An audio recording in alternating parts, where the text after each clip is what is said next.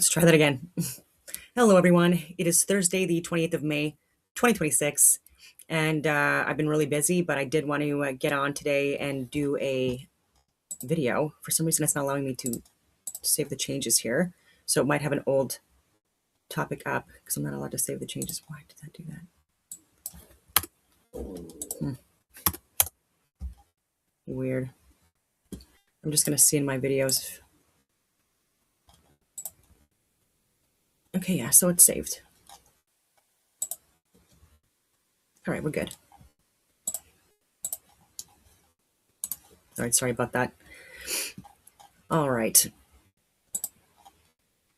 I'm going to share a lot of news, and I've been shared that video regarding Wagter, that 27-year-old biomedical genius that has been committed by low IQ individuals who, again, are targeting people who, again, have a different opinion than them.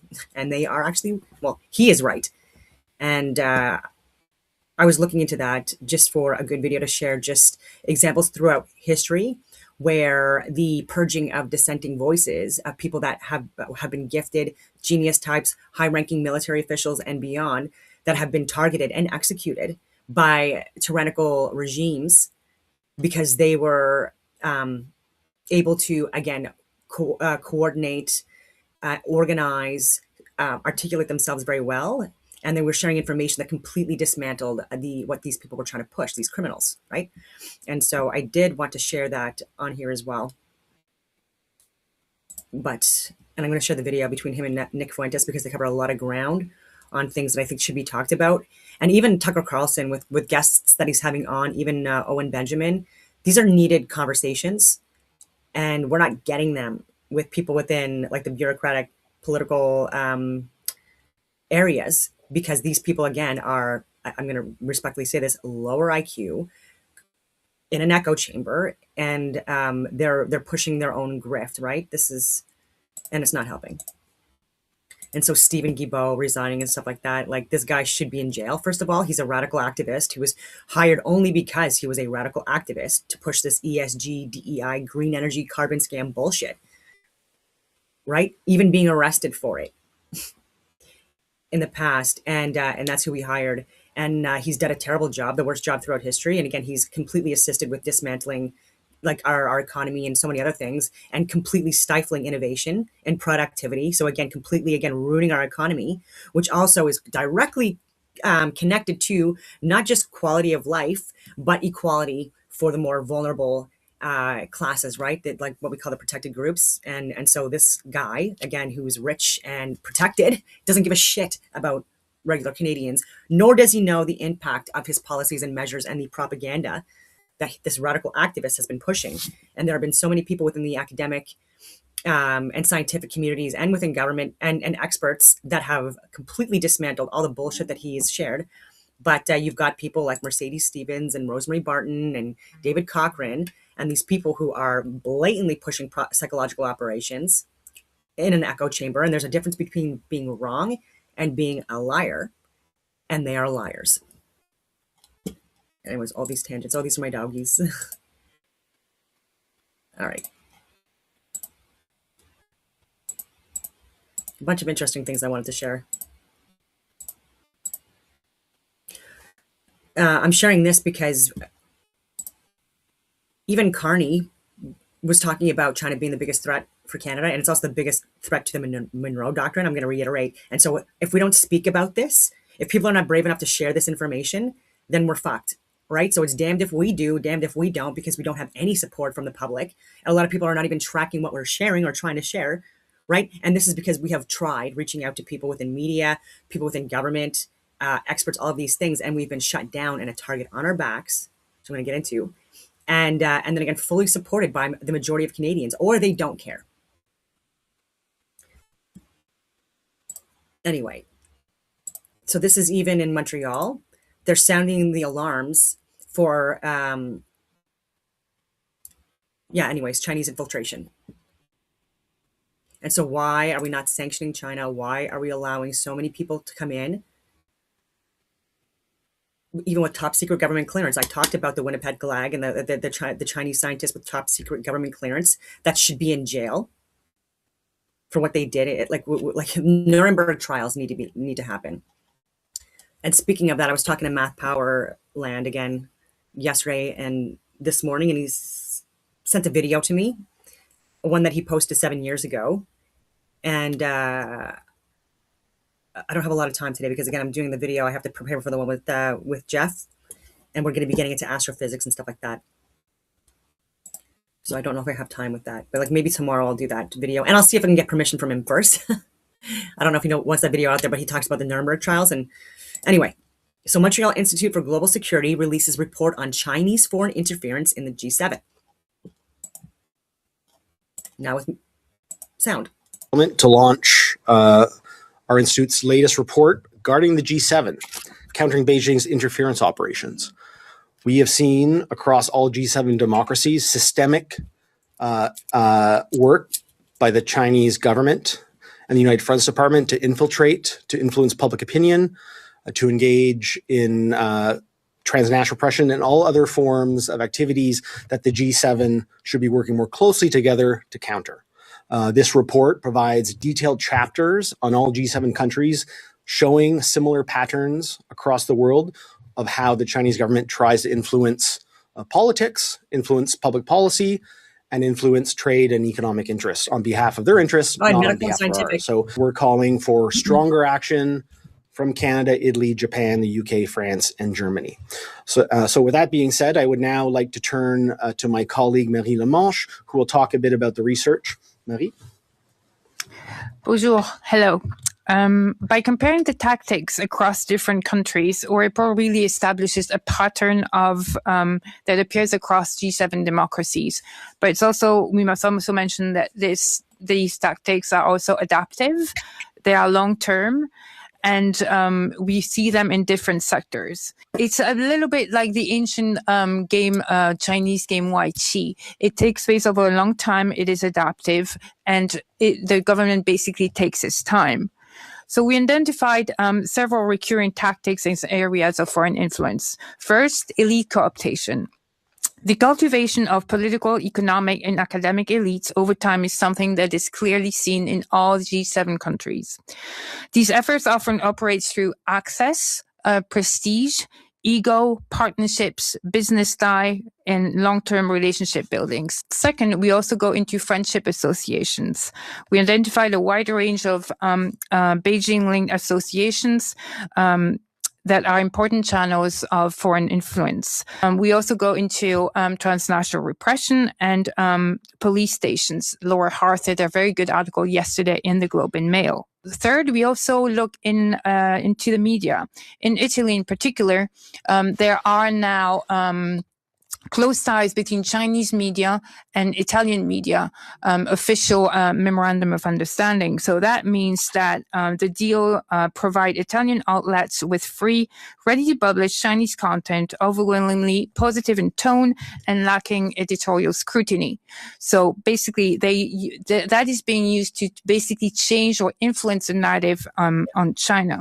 They have, I'm talking about spies, by the way. They've infiltrated, I even said, I'm giving names, Carleton University, Ottawa University, Toronto, Vancouver, etc. They're lying blatantly within the medical fields, within the scientific fields, etc. They are lying to people, and I experienced this myself. I was in my 4th year for a cognitive science degree, etc. I had other courses that I was doing simultaneously, and I was questioning what was being taught by certain professors, because again, this is absolutely pseudoscientific. This is pushing a woke agenda. This should not at all be in a science course, and trying to incorporate that into language, into our root language. And I was like, And then with the top secret government clearance from China, they've infiltrated our government. And so I'm saying, just look into people, because even whether they realize it or not, they are spies for China, whether they realize it or not. And they're getting wiretapped, they're getting surveyed, all of this stuff by towers and people in friggin' Canada. Again, I've said this for literally years. This is not good for us. And like she said, it's slow, right? Because they have all the time in the world. Generations. It's a smart tactic, right? It's the frog in the pot. I literally have said this. And you can't see it coming until it's too late, right? And you got people like myself that are trying to say this to people, and we're getting targeted not only by our own fucking citizens, wild, but also by them, right? So I'm also concerned about Chinese surveillance with the information that I'm giving, obviously, which is, again, I'm going to reiterate why I never wanted to go to these secure buildings, these facilities within Ottawa, to have these meetings and discussions or do work there, because I'm like, these are first, and these have probably been surveyed for years, like not only from within what's being shared, but also vehicles being tracked and monitored, license plates, etc., and then getting access to your contacts and people you're communicating with after you leave that parking lot. It's very serious. And so even with COVID, with Theresa Tam, again, there was a lot of misinformation, and she was not an expert. She was not ever someone that was employed in the field of medicine at all, point blank, period.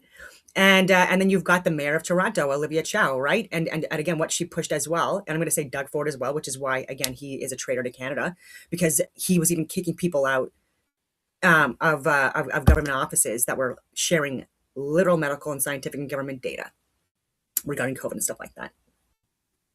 Anyway, and so this information needs to go out. I would really like to go on Sean Ryan, because again, this stuff does terrify me sometimes, and they are targeting Canadians as well. So not just Chinese Canadians or people that immigrated here.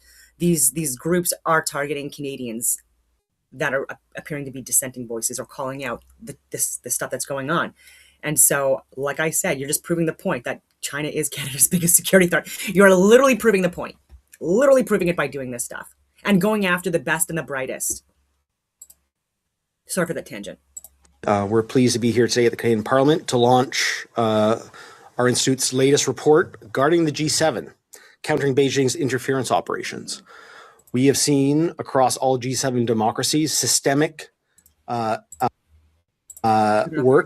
by the Chinese government and the United Front Department to infiltrate, to influence public opinion, to engage in transnational oppression and all other forms of activities that the G7 should be working more closely together to counter.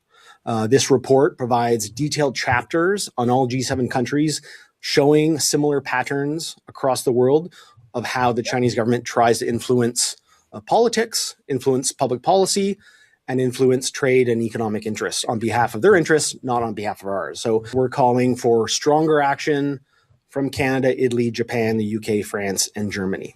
So with that being... And there are people from China, because we're talking about China right now. They're doing this in Africa. Facts. Exploiting people and again, exploiting resources and stuff like that. Exploiting the people also. And the money and everything is not going towards the people. In fact, they're working in really harsh conditions, and there's explosions and there's collapses and all this stuff.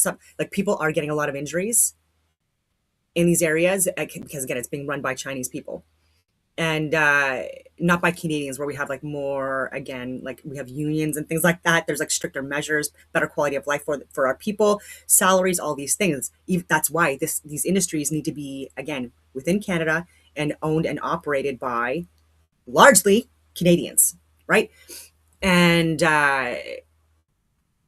where else? Like, there's so many like examples of this. Oh yeah, Italy. When I was in Europe as well, Italy, we traveled all over Italy. It was really amazing. But we were talking to locals, people on the ground and things like that as well. And they were talking about different industries, like even the olive oil industry and things like that Chinese companies have taken over. And he's saying it has completely it's destroying their economy. And people that they're getting into work are not, they're not like Italians. And it's, again, the same thing repeating everywhere. And what do you do? Being said, I would now like to turn to my colleague, Oh yeah, Nadina okay, so Mosh. you could say that. We'll talk a bit about redundancy, but I just think it's really important. So this case of Nicholas Jordan Wagner. So this is Alex Jones talking about this. We've got Americans that are doing more for Canada than our own government, right? And they're treating us like a client or a product when they're our client, right? We're paying them. And even with like the amount of money they're spending during travel and things like that. Everyone's talking about this as well. $200,000 for 3 flights, and they're having fine wine and braised beef and like gourmet. It's ridiculous. And Canadians are starving in record numbers at the food banks, and they're trying to justify it, right? So I was gonna do like a little skit today. I was gonna have like my fake tiaras, like multiple ones, and all my fake jewelry, and it'd be like, why don't you just stop your Disney Plus, right? And like, we need this to do our jobs. It's like, you clowns. Oh my God. And so to try to justify that and not even answer the friggin' questions with all the disgusting spending they're doing while they travel, again, it's our dime, right? And they're going all over the world, even though they're not doing anything for Canadians or Canada. They're too busy, giving money towards like gender studies in Africa, in the Middle East, instead of like actual like Canadians that are starving and more homeless, even veterans at record numbers. So this guy is being, again, luckily Alex Jones is sharing this because again, it's going to go more viral, hopefully. But Canadian news and Canadian content, again, not sharing anything that's opposed to this regime. He'd been putting out reports criticizing the communist Chinese takeover of Vancouver. So a psychiatrist reportedly saw him at a coffee shop talking about the Chinese takeover, which they admitted like 2 years ago, 50,000 Chinese troops here in the country, fake police stations they were running, infiltrating the government. Trudeau saying, I want to be a dictatorship like Xi Jinping. China's main production facility now is not Mexico or Venezuela for fentanyl, it's Canada. The government won't prosecute against it. I mean, that's a known thing. Vancouver researcher detained for involuntary mental health assessment. I have certified you mentally ill. It is the psychiatry system there that has killed over 100,000 people the last 2 years.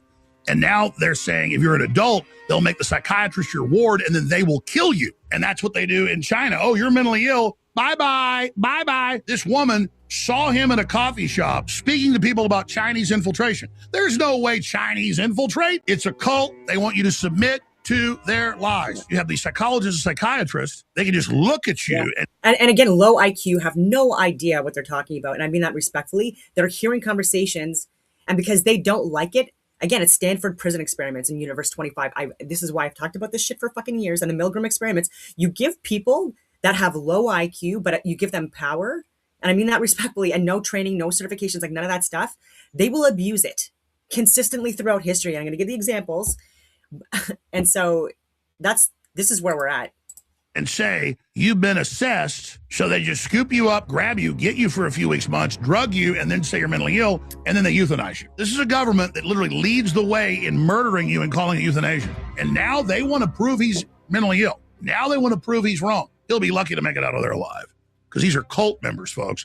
Believe the end justifies the means. Same ones pushing poison shots on you and lying about it. They're the bad scientists. They're the top of the ruling elite. So I'm going to certify you under the Mental Health Act. We're going to bring you to a hospital, do testing on you, and you're going to talk to a psychiatrist in a controlled environment because we don't believe that you're going to attend an appointment. I won't attend. I've never been given a chance to attend an appointment. So he's certified. Yeah, I've never been given a chance to attend an appointment. Okay.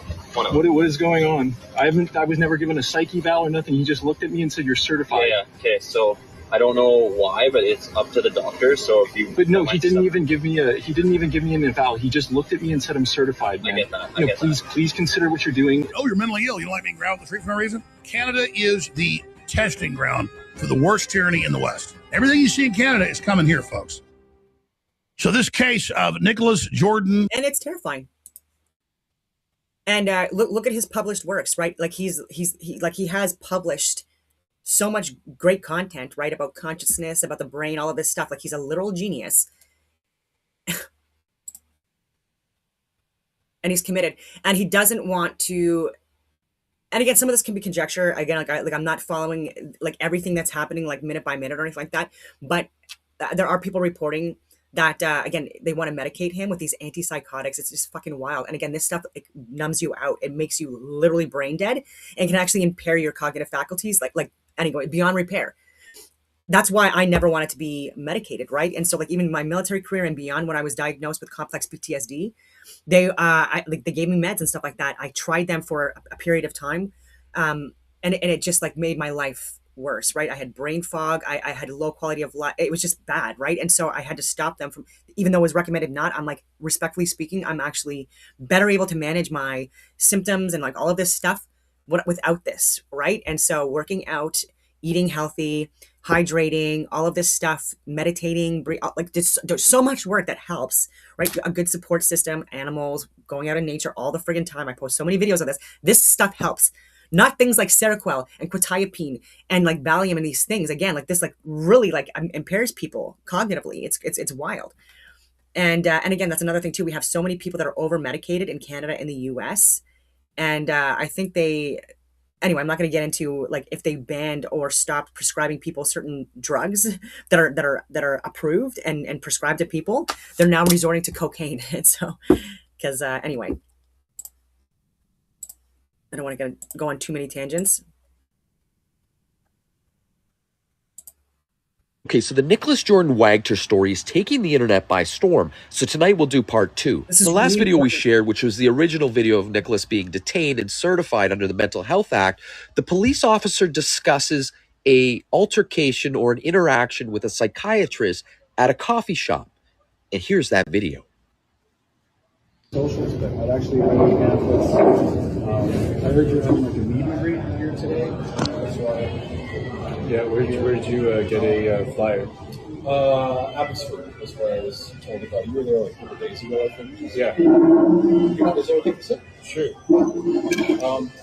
So I'm actually a nurse. I work nearby at the hospital, but I figured I'd just come over because I'd seen the pamphlets, and I don't think I'm smart enough to understand them. Right. You guys you're not smart enough to understand. Take this and so you got to commit them. It's kind of worrisome. No, I already know what you're doing. Yeah. You guys can take whatever you're doing, your little act, and you guys can please leave. So I'm asking you politely. I'm a physician. Okay, so I'm going to leave because what I'm going to tell you is that this is it's far left woke ideologues that have they're the ones that are in a lot of these positions, right? The counselors. I already shared videos, and I think it was either Steven Crowder or Matt Walsh that shared just like the IQ, like by degree and stuff like that, and the lower ones and where they work. And this is what I'm saying. Like he is a medical student, right? 27 years old, and he's published incredible work. So he's very high IQ, and he looks fit and healthy as well. And you have these people that when you look at like the social welfare or the social programs, etc., these are like the lower end of the list. Like even people within like the let's teach elementary school and daycare and things like that, like lower IQ when you look at degrees. Okay. And then you get into like economics and finance backgrounds and things like that. And then you get into like the scientists and the medical, like, and like the legal financial levels, right? Doctors, like all that higher level, like astrophysicists, etc., higher IQ, obviously. So you have the people that are lower IQ that are in the most vulnerable of the populations, right? And they're given authority, they're given power, and they're literally using that to shut down people that are smarter than them in every way and that are actually trying to help Canadians. And now it's come to fruition. And again, I'm talking about this because this is the stuff that literally worries me the most, because it doesn't ever lead to anything good. that what you're doing right now is illegal. How is it illegal? And he's calling them out. And they even reached out to family members. This is what I mean. Or they'll even reach out to exes. This happened to even people that were SAR-text 25 plus years of service to Canada. And because they started sharing information regarding COVID, their ex-wives get a knock on the door, right? By RCMP, et cetera, asking questions, right? So this is the tactic they use. They want to go after family members that may or may not know your situation, or may be opposed to some of your views. And they may be like, again, they try to get information out. Like, oh, like, what about this? It's for his own safety. We're concerned about him. They'll try to manipulate people. This literally fucking happens. And I know this for a fact. And because there's so much stuff I would love to get into, even with my own experiences, but I can't yet. But happening to other people as well. And then they use that information, try to bait people, try to elicit emotional responses. And then they're like, oh, you're acting crazy. You're acting agitated. Oh, you seem anxious. Or what? Well, it's because you're pissing me off, because you're in a position of power. You're abusing your authority, and you're trying to fuck with me, even though I'm trying to help Canadians. And again, I think you're a pathetic loser and a grifter and a traitor to Canada. Like, that's what's going on in his head, right? And if you say these things out loud, then they use it against you. Anyway. What is it? It's an ambush is what you're doing. It's a mental health assessment. Mental health We need to know what You need one, lady. what's going on with you. Yeah. Socials, but I'd actually can read here. What do we got going on here? Huh? You guys all doing something? So terrifying. Interesting. Angry here.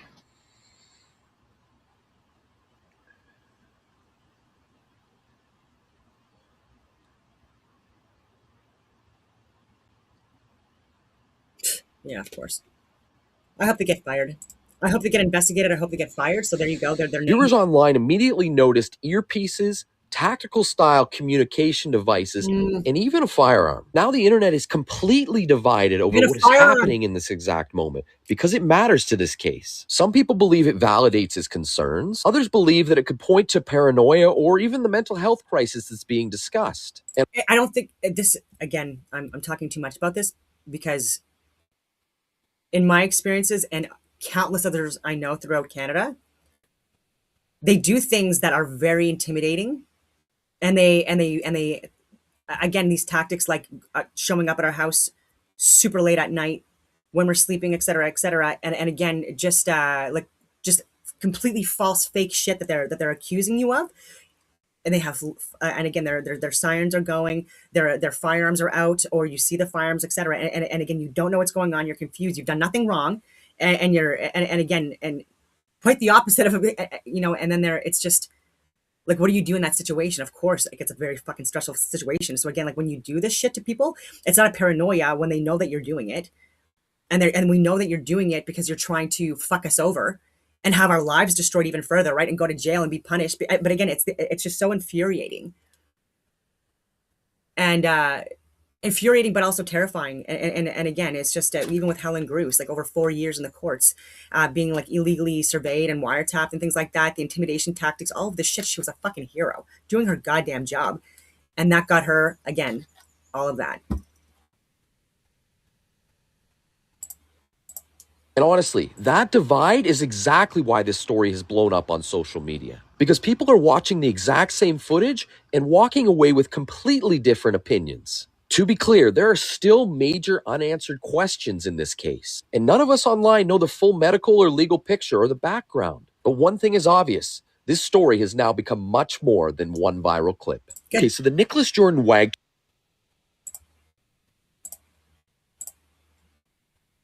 Abolish the black race. Oh, I'm sorry. Was that super racist and morally corrupt? Yep. Of course it was. So why can Harvard say it? Abolish the white race. Make no mistake about it. We intend to keep bashing the dead white males and the live ones and the females too until the social construct known as the white race is destroyed. Not deconstructed, but destroyed. Is this an isolated incident? No, not just at Harvard, but amongst all universities, as this is what is being pushed. Anti-white, anti-white, anti-white. And it's actually been very successful amongst the white liberal women. They have fallen for this propaganda to demonize, specifically, white men. And it's what DEI was meant to do, lift other people up to push down white men. The official Harvard University guidance on conducting faculty searches gives instructions for academic hiring processes. And it says, particularly when there are placement goals, the chair should consider reading the applications of women and minorities first, ensuring that their applications receive due consideration in the search process. And do you know what that does? It puts them... But if you're a straight white woman that's conservative or Christian, no. Forget that too. You're in the same lump as the white men they're talking about. Above white men. This isn't just dangerous, it's morally wrong. And it's the same white men that made a ton of sacrifices to give us our freedoms, to build the Western world. And there are consequences to this type of stuff, which we're going to see in the coming years. Abolish the black race.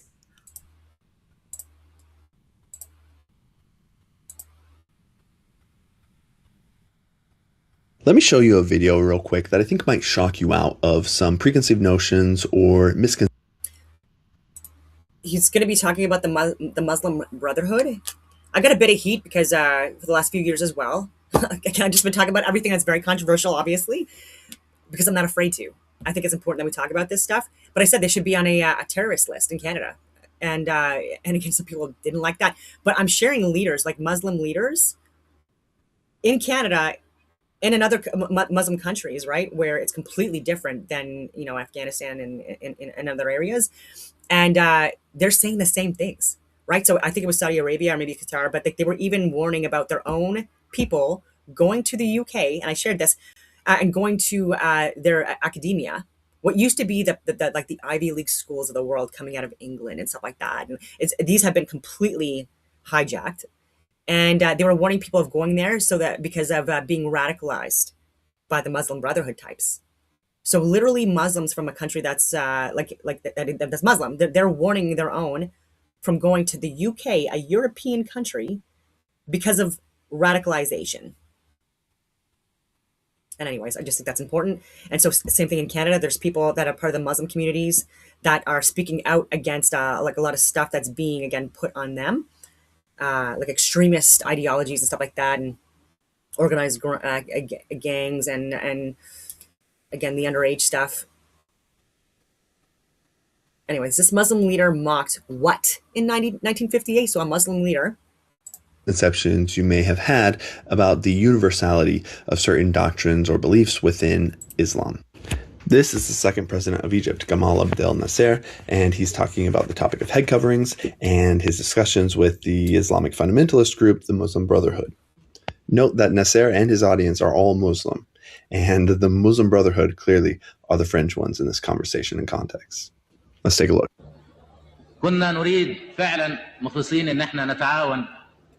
He's saying we really wanted to compromise. Sorry, it's because I'm smoking a cigar. We really wanted to compromise with the Muslim Brotherhood. If they were willing to do so in the correct and proper manner.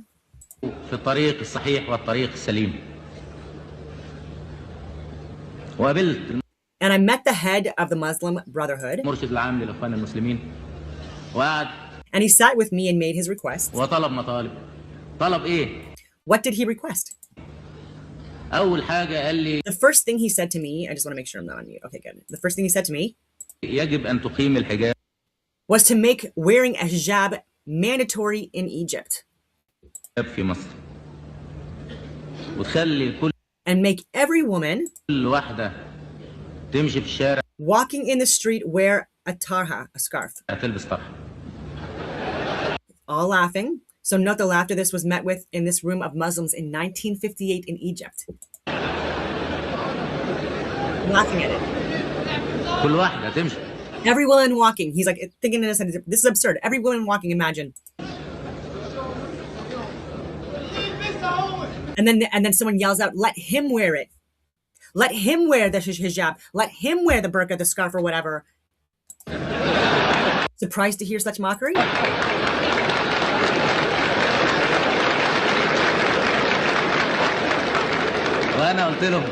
So I told him, if one were to make that a law,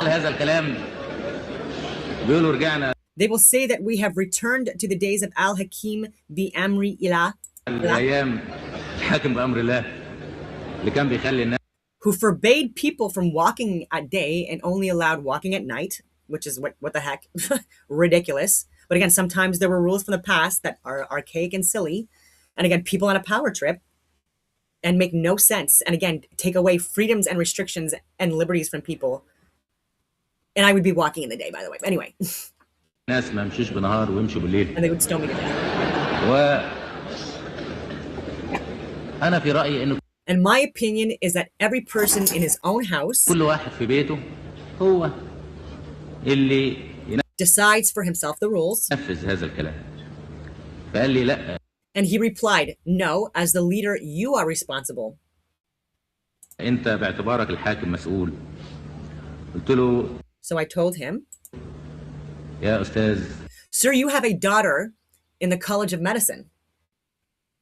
Just like Netanyahu with his two sons that are like in the US, like in some kind of like high-rise buildings, like partying every night, not serving in this genocide. All the rich people and like Ben Shapiro types that are talking about you going to war, blah, blah, blah. They're not going to war, and they're definitely not sending their kids to war. They'll walk around. This is the thing too. They'll walk around guys and girls in formations and stuff like that, like as if they are the actual true leaders that can actually lead these men that have ever done any of the training and qualifications or the experiences that these men and women have had. It's a fucking joke. And I just look at that sometimes and I'm like these Mr. Burn types, like we need a strong leader. Not a communist atheist. That's a fake Christian. Anyway. And most of his kids are in the US. Okay, so he said she's not wearing a tarha. Your daughter's not wearing what you want to be imposed on these people. And if you look at the leadership too in Iran, so again, this is, and in Israel and in every other friggin' place, even in Europe, the rich people and their kids, again, they're not wearing any of this stuff. Like their daughters and their wives and their friends and stuff like that, they're drinking, they're partying, they're doing drugs, they're having orgies, all of this shit, right? And anyways, and on their dimes. And our dimes in some cases as well, which is annoying. So why didn't you make her wear a tarha? Like you can't even rule or run your own house, but you want to run the government? So if you...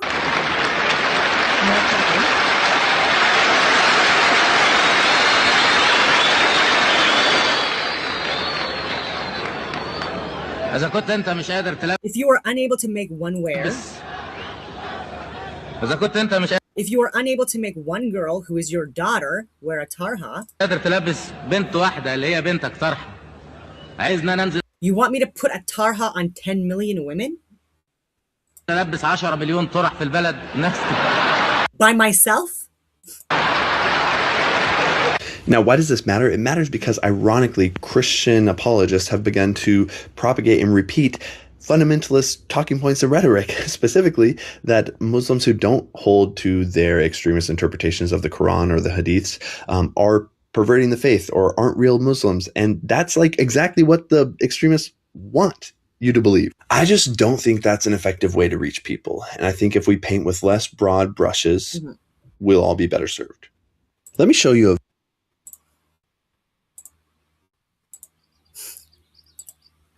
Does anyone in Canada know anyone that has ever paid $12,000 just to prepare a speech? Up until yesterday, I would have said that's crazy. No one would ever do that. But here's our finance minister. He paid $12,000 to have someone help him write his 2025 budget speech. They paid nearly $200 per minute of that speech. And Franco Terrazzano writes correctly, why are taxpayers paying so much money for communication bureaucrats if we're then forced to pay thousands getting outside help to do their homework? And here's the hypocrisy of it all. Last year, our government paid nearly $20 billion, $20 billion of your money on external contractors and consultants. And that represents a nearly $2 billion increase from the previous year. And he paid that money, the $12,000, to talk about how they're going to reduce the amount of money they pay external contractors. Do you see the hypocrisy in that? He's paying that much money to talk about something that he's supposed to be reducing in the first place. How on earth could we have a finance minister that cannot write his own speech without paying someone $12,000 for a simple 1-hour speech? That's literally what they get paid for. And I know you're thinking it's only $12,000, but this is the concept of the government. They have no idea how to spend money as though they earned it and it's their own money. Government spends money like it grows on trees, that they can just hit the money piñata, which is you, to get as much as they want, whenever they want, without consequence. Liberals. Does anyone in Canada know anyone that has ever paid $12,000? That's a lot of money for a speech. I have done like longer reports and dissertations and stuff like that for free, spending a lot of hours on them because you got to do a lot of research and studying. That's why I'm saying like these people that are in cabinet and stuff like that, they are not at all tracking the reality of the world. They have no idea what's going on. And they're getting experts and stuff like that that are just pushing like the broad brush what they want them to say. And then they're getting them to like write all of this stuff up and they're just reading it. They're lazy also, which annoys me. They barely friggin' work. And again, they don't know what they're talking about. And anyone that tries to question them, it's shut down. Or again, it's just like pre-scripted responses that have nothing to do with the questions that are being asked. $12,000 is a lot of money. I almost spit out my coffee when he said that. Like, I know that sounds like not a lot of money. What? What? Give me $12,000. I'll write a speech and it'll be way better. Yeah. And to call out the terrorists here are people that are radical. So Liberal MP Salma, that's not pausing. Back it up.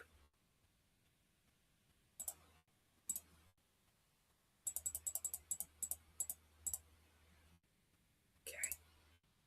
Salma, a Liberal member of Parliament, Salma Saeed posed for a picture with a prominent organizer of vigils for terrorists as he wore a shirt depicting the Ayatollahs of Iran.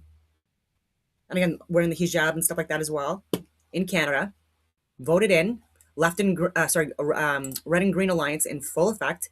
And I'm reiterating to the Liberals, and again, it's already coming to fruition now. I freaking warned you, clowns, right? It's going to bite you in the ass, just like in countless other areas I told you, right? When you vote people in, you fund for them to come in, you support, you promote, and then they take away your rights and freedoms first and go after your ideologies, right? I've been to the Middle East, have you guys? All right? What they were doing to women and fucking children and animals in cases as well. Like, again, this is not compatible. This is not compatible.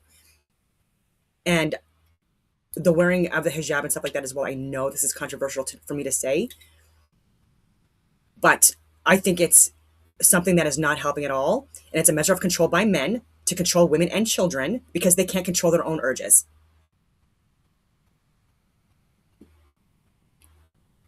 Canada has never had a problem like it has right now with what's going on.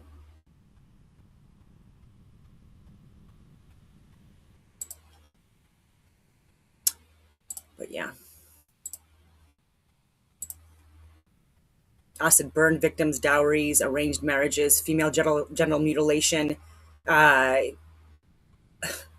you name it. Grooming gangs, drugs and alcohol, human trafficking, exploitation.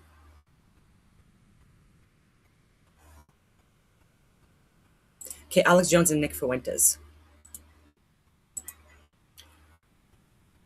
I've done a couple of videos questioning Alex Jones. Honestly, only things that it confuses me, right? With the whole Sandy Hook thing, but also with the shape of the earth stuff. I won't get too much into that. Again, I'm going to talk to Jeff about that tonight. But he has shared so much good information, honestly, for decades. And it's been so good. So, like, I hope that, like, people don't think that I don't know. It's hard to explain. Like again, like, he has been so good at again, disclosing information that I don't think would have came out otherwise. And Nick Fuentes as well, even though there's things that he's said and I've shared it that I think are deplorable, but he shares a lot of good information as well. And we shouldn't be throwing out the baby with the bathwater. We're not going to agree with everything that people say, and you can call it out. And it doesn't mean that you hate the person or that we should be gaslighting them or not listening to what they have to say, right? This is but being an adult, right? You're not going to agree with everything that everyone says, right? And some of the stuff that is said is quite honestly offensive, right? But like how you respond to that is your own responsibility, right? It's not your responsibility to try to destroy this person because you don't like what they're saying. Destroy their lives, swat them, dox them, lie about them, excuse me, kill them, which is happening. Charlie Kirk. All these assassination attempts and stuff like that. It's fucking wild. Anyway, so Alex Jones and Nick Fuentes sound the alarm on Trump because, again, there are a lot of questions now. And I'll say it again. With his 45th and 47th president thing, when you add the numbers up, it's 9/11.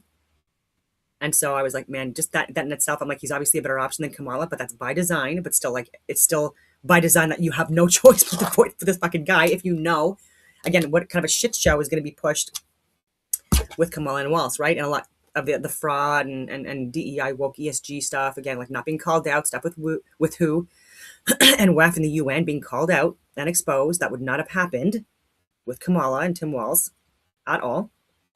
In fact, quite the opposite. But we're at the time now where his allegiance is very much obvious and concerning. And he's listening to the wrong people that are betraying the US. And I talk about these purges and stuff like that as well. It didn't always lead to death and stuff like that. People were banished or exiled or jailed or moved, like they fled and things like that. But yeah. Even with Thomas Massey, like all the money and the support that was like from the right targeting their own, this is also something that's like that happens before societal collapses and cataclysms and stuff like that. And Trump and Hegseth and countless others like completely going against Mary Tyler Greene and Thomas Massey types, and again completely sabotaging their careers, and then publicly shaming them and stuff like that, even though they were sharing the truth and trying to shut down what the traitors were doing. Anyway, sorry for coughing. But these are concerns, right? When you have that much influence and it's not helping America, and they're actually trying to help America, that's pretty shitty. And it has to be now, this is something I don't want to say I even overall disagree with you. But I have trouble with it in general. You say punish the Republicans, any party in almost every case that wins the main election, general election, for people that don't know, most of you do, loses about 95% of the time in the midterm, but then that catapults them generally with a better shot of winning in the general election. But then the issue is, I know you don't like J.D. Vance, got compared to Marco Rubio, the neocon. He's an angel cake. But in the polls, it's Rubio's, and not on the grassroots, people like him better for whatever reason. So looking at that, how does voting Democrat, when they're just going to open the borders again and, probably try to pack the Supreme Court, how does that, I get that would definitely punish the Republicans. But Lindsey Graham said a few days ago on Fox News, he doesn't care about losing the midterms. So a lot of the neocons, in a way, want to do that and go back to power sharing with the Democrats. So I've heard your arguments, but convince me of why this is the right way to go. Because here you are endorsing Massey, in the primary. Would you endorse him then over the Democrat if he wins? I'm trying to understand this. Absolutely. And I endorse him in the primary, endorse him in the general.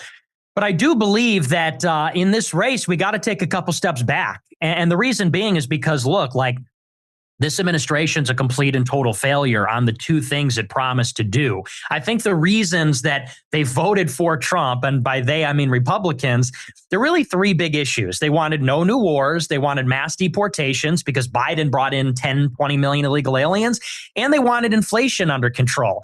Those were the big three. Well, we are in a new war with Iran. The war in Ukraine is still going. There's no mass deportations. They effectively canceled those, and they didn't even really try. And then inflation is now ticking back up at the fastest pace in 2-3 years since 2023. The new number came in from April. I think it's 3.8%. It's going up by, and it's only going to get worse as the effects of the energy shock are priced in. So you look at those big three, and you can just objectively say, okay, they failed. They let us down. And what's more, and I said this to Steven Crowder, it's not that they couldn't keep the promises. They chose not to, and they were hoping that we would continue to support them anyway. Like with mass deportations, they have $200 billion from the big, beautiful bill for mass deportations. That was the whole point. And think of what they did.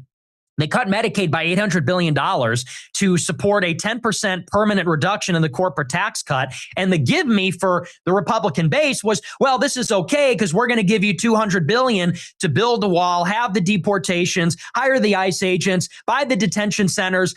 And by the way, it took about 6 months for that money to hit DHS. Took them 6 months to hire 10,000 ICE agents. They've only started to buy these detention centers. So it was just about at the beginning of the year when they were able to keep the promise. And what happened is the mass deportations became unpopular. And not only that, but they also threatened to derail the economy because you start deporting people from the Hyundai production facilities, the meat processing plants, from the Home Depot parking lots, from, as Trump calls them, the luncheonettes, from hospitality, from the farms. Now the donors are going to get upset because it's like the donors profit from the cheap labor. So Trump effectively said, we're not doing it anymore. We're not going to deport illegal aliens that have jobs because it's going to hurt Wall Street. It's going to hurt the donors. guys, like, how are we still surprised by this? Like, this just shows you that this whole Trump administration is like one big scam almost. And believe me, Trump knew exactly what he was doing from the first day. Everything what he promises, he knew already that this could never ever happen, because it is true what Nick is saying here. Do you really believe that like the biggest donors, the people who are like really in power in this country, do you think that they want mass deportations? Of course not. Like, who is gonna work for them? They love the cheap labor, they love the consumers. Yeah, and we're talking, people are thinking that this is like farms and in agriculture and things like that. We're talking about like people like working in data AI centers, and people like that are working again with like the major tech companies like Amazon and Facebook and things like that. Like, not people that are actually building things, or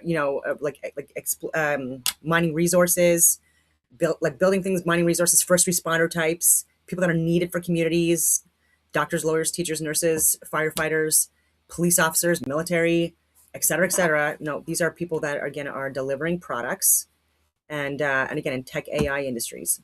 And this is causing a lot of harm. We're talking about climate change and like all this carbon bullshit. Like, these are the biggest enablers again of what we're calling climate change and stuff like that. And they're just paying off, right? Like these carbon credit systems and stuff like that, these like rich tech companies and stuff like that, they're just paying off, right? They're like, just how like everything they're doing that's bad for the environment, including like billions and billions of gallons of water that are being taken out of reservoirs and lakes and stuff like that, water sources throughout the US and Canada. I warn people. And they're trying to say it's global warming. It's like, no, it's because you're on, again, it's because of all the tech AI stuff. And Evan Solomon is part of that. This new cabinet position that was created under Carney, again with Evan Solomon, who again was involved in corruption and art dealing scandals and things like that with like high ranking, like really rich people internationally, billionaires. He again is the head of the AI tech department. Yeah, terrifying. This just shows you again that like Trump, everything what he said, like during election time, he knew already back then that this could never ever happen. So he's just a liar. He just scammed us almost. And I'm not even talking about his stupid meme coin scam. Also, like, why is no one? It's funny, like, because like they're going like, again, they want all of this AI tech stuff. That's going to cause so much harm, and it doesn't take long. Like, if you look in the US, I think it's the like the Rio Grande, or like these major river systems too. It used to be like once every 10 years, if there was like a big drought or something like that, like there would be like not a lot of water or none. But again, it wasn't like every single year, right? It would be like 1 year, like 2001, and then 2018, and before that it was like maybe every 20 years or whatever. Now it's consistently every single year, and even the surrounding reservoirs and pools and stuff like that. For these cooling systems that are required, again, it's completely depleting them. It's in Canada and the US. I'm not even kidding you. And if you think that like the LNG or the oil industry is bad for the environment, oh my God, Stephen Guilbeault, you're a clown.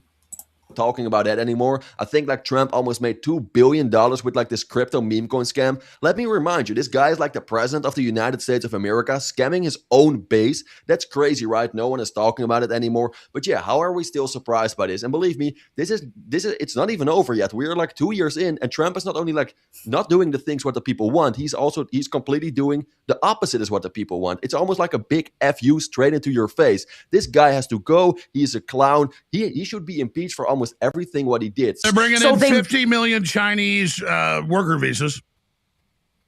Yes, he defended that. Student visas. He defended that in Beijing last week. He said, well, we need the Chinese to buy the farmland. We need the Chinese students to support the universities. So they made a conscious decision to betray us on Iran, on deportations. And I think there's literally no other option other than to say, we're going to vote for the enemies of every Republican that did this. Thomas Massey is one of the I get only. that. If people do their studying and vote for America First, good candidates. But then I guess I can see then not voting for rhinos because they're almost even worse. Mm-hmm. That makes sense. So maybe, and I know you've been more nuanced. The media spun what you said. So you're being clear. Do your research and do not vote for neocon, pro-nuclear war, Israeli operative Republicans. I mean, you could. That's so much longer, though. That's a mouthful because there's really like. If anything, again, it's going to be a risk. I honestly, like, the more I think about it, the more I understand where Nick's coming from. And yeah, and so it's interesting, and others as well. So again, I've been listening, I've been doing like more research, talking to more people. And so at this point, I wouldn't vote for Trump, but I definitely also wouldn't vote for any Democrat leader. And so I would not want to throw out my vote. It would be Democrat. Sorry, it would be independent. I take that back. It would be independent.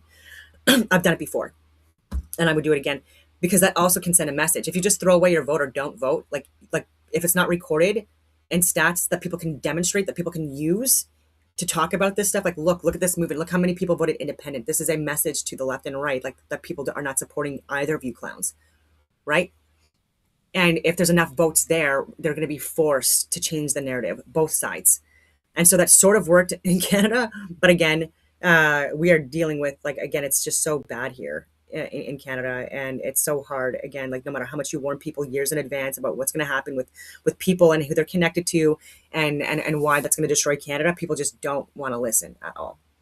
Or they don't care, or they want to shut you down because they don't want other people to know that they were wrong, right? So there's so much ego here, and there's still people, again, in the same positions that they were in throughout COVID, or similar people, right? Same ideologies being pushed, and rhetoric and bills and stuff like that. And yeah, so it's going nowhere. Other than they're escalating, again, the targeting of people that are speaking out against what they're doing. Two Republicans that are good. But I can support. Oh, there's a lot of them. Come on.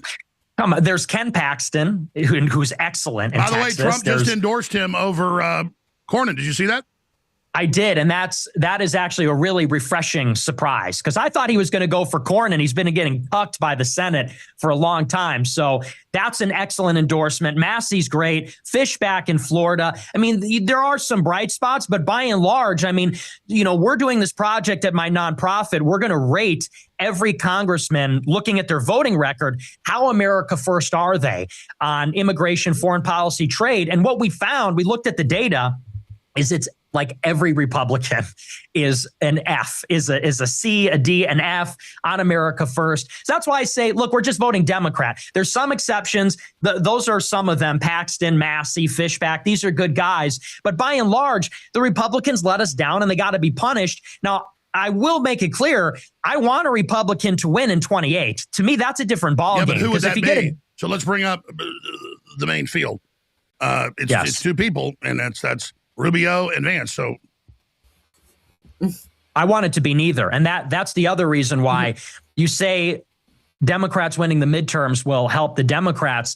Yeah, I want them to hurt everybody in the administration, because Democrats will have oversight powers in the House. I want them to impeach Trump. I want them, and I don't want them to get a conviction, but I want them to make the indictment. I want them to subpoena everybody. I want this administration to slide further in the approval ratings. That's the only thing that's going to make an opening. Because what a lot of people don't maybe understand, and you understand this because you understand politics, the way it's shaping up right now is that it is a two-man race. It's a classic two-man. It's Vance, it's Rubio. The party will coalesce behind one of them, and probably the other one will bow out, if it's even a fight at all. And so why are you mainly on Vance's ass when, I mean, I'll just tell you point blank, I think he's way better than Rubio.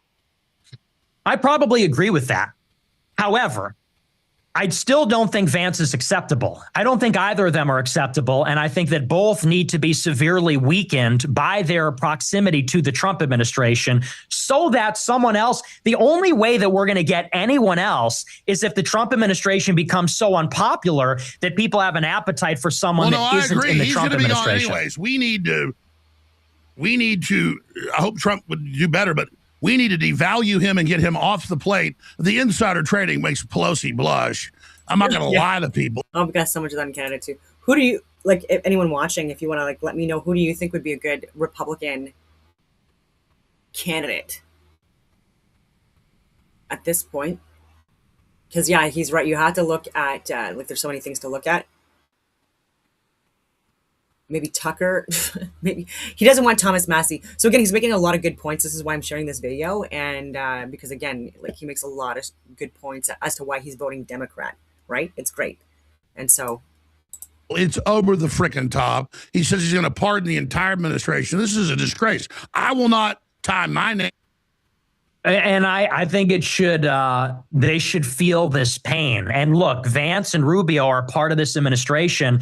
I want them to go down with the ship, basically, because that's the only way there's going to be room for somebody else. You know, we want a competition. We want a primary. We want another option. Another option will not even. Do you think a Massey Paul ticket? No, I don't want a libertarian. And I like Thomas Massey, but I don't think he's presidential material. Well, I'm thinking there can be. Who? I have some people in mind, but I don't want to blow up their spot. I don't want them to be the Fuentes candidate or something like that. But I think there's some other people that have talked about running in the past, and I don't want to make any announcements or anything. Like, who is he talking about? Now I'm curious. I think Tucker Carlson, and I think Tucker would be like a better option, of course, than like JD Plant or like Marco Rubio. But what I don't understand, many people, they're always thinking, all right, if I'm going to vote for this person, it's going to make a difference. Guys, it's not like the people. It's not like one person who can make like a big change. The problem is like the political parties in this, like the whole political system. That's the biggest problem. I said this multiple times already, but many people, even Nick and even like Alex Jones, they really think, all right, if we have like another candidate, he can make like a real change. That's not going to happen. As long as you have like these two parties, the same coin with two different sides, we will always have the same problems, because believe me, the person is not going to make any difference, because he's also like, he has to work for the biggest donors. He is also like under pressure from like many other people in like the same party. It's not going to work. Every time people are telling us, all right, we just need like one America First guy and he can really solve many problems. They literally pictured Trump like this. They literally said that Trump was going to be this guy. Look what happened with Trump. It's even like worse than almost than like the Biden administration. Trump said that he was going to be different, drain the swamp, golden age, America first, make America great again, all this nonsense. You know this by now. And look what Trump did with us. He brought us into a war. He covered up the Epstein files. He gave Israel a golden age instead of like America a golden age. So stop like pointing at other people. Okay, this guy is going to make a real difference. I hope you get the point I'm trying to make, but it's just like to make us believe that we still have like some power with our vote. All right, we can vote for this person, then we can make like a real difference. It's nonsense. As long as we have the same parties, the Republicans, the Democrats, no matter who you're going to choose for, it will always probably be Israel first. It will always like be make Israel great again instead of like making America great again. And maybe I'm wrong, like correct me if I'm wrong, but this is so stupid. Like we need a third party, or we need to get rid of like the Democrat Party and the Republican Party, and we need something completely new. How many years are we already stuck in this political system? And every time after 4 years, we think we can make a difference with our vote. And every time it turns out that after 2 weeks, we find out that we have been betrayed again. And then we have to wait for another 4 years. It's such a nonsense. It's almost like a game that they want us to believe that we can really make a difference with our vote. But then I have to ask you this question. If you really think that we could make a change with our vote, do you really believe that they would let us vote? I don't think so. There, because we're almost out of time. I got a few other issues I want to hit with you. Let's talk about, at the end of the day, what really matters, where people can do something. Okay. The only way I made money was through viewer donations. People watch the show, they tip me $20 is the minimum. I read their chat on the air. The processor that does that service for us was called Entropy. Well, a couple weeks ago, the Canadian Broadcasting Company, which is state-run media, launched an investigation into Entropy. Now, Entropy is headquartered in Asia. I'm not going to say where. They do their payment processing in Europe. The CBC sent a reporter to Asia to literally knock on the door of their residence, doing this investigative report about how they're processing payments for me, and all their banks shut them down the next week. The whole enterprise shut down a week after that report came out. So this service that we've used for, I think, maybe 3-5 years, they processed tons of my payments. They got shut down because a Canadian state-sponsored media outlet. $800 million a year from the Canadian government to the media. Let's explain how this works. Brian Stelter and Oliver Darcy headed up the group that would harass me and everybody else. They would target any sponsor, harass them. They would drop us. Same thing now with the Onion guy with Bloomberg funding. He was the guy that did that at MSNBC. Okay, so people understand this is how they do it. So people need to understand this is not some cakewalk. This is 100% real, as you can see. You know, people, we fought so long and saved InfoWars so long, they go, oh, that's fake. It's not, no, this is 100% real. And it's only those of you supporting us that's doing this. And you're absolutely right, Nick. I've seen you tell your audience, the way to beat tyranny is become successful and to back people that back you. And we need the funds. It is so simple. And I saw those articles starting a month ago all over the place. Nick Fuentes raises $900,000 a year off super chats. That's nothing, ladies and gentlemen, when you've got to run all this and pay for servers and all of it. And Nick needs security. So do I. We've got it. But we are maxed out in war mode against the globalist. You want people to literally engage in the frontline war. We're doing it. This is it. This is the real deal. So the AlexJonesStore.com. Go there, become a VIP, $30 a month, canceling time for free, $40 to spend, special offers. Go to Fuentes Store. Great designs. And support him, because Nick, you don't do that enough. And I've told you privately, and I've told you, and I know you're smart. I told you when you were here like a year ago, we were at dinner. I said, you got to get big, you got to expand, or they're going to eat you. And folks, we've got to get more hosts. We've got to expand. Okay, you expand or you die. You expand or you die. And right now they've got me frozen, and we are like, just on the edge of this. I'm firing the bat signal. I need your support. And it's so simple. If you don't back the people that back you, folks, you're suicidal. Nick Fuentes.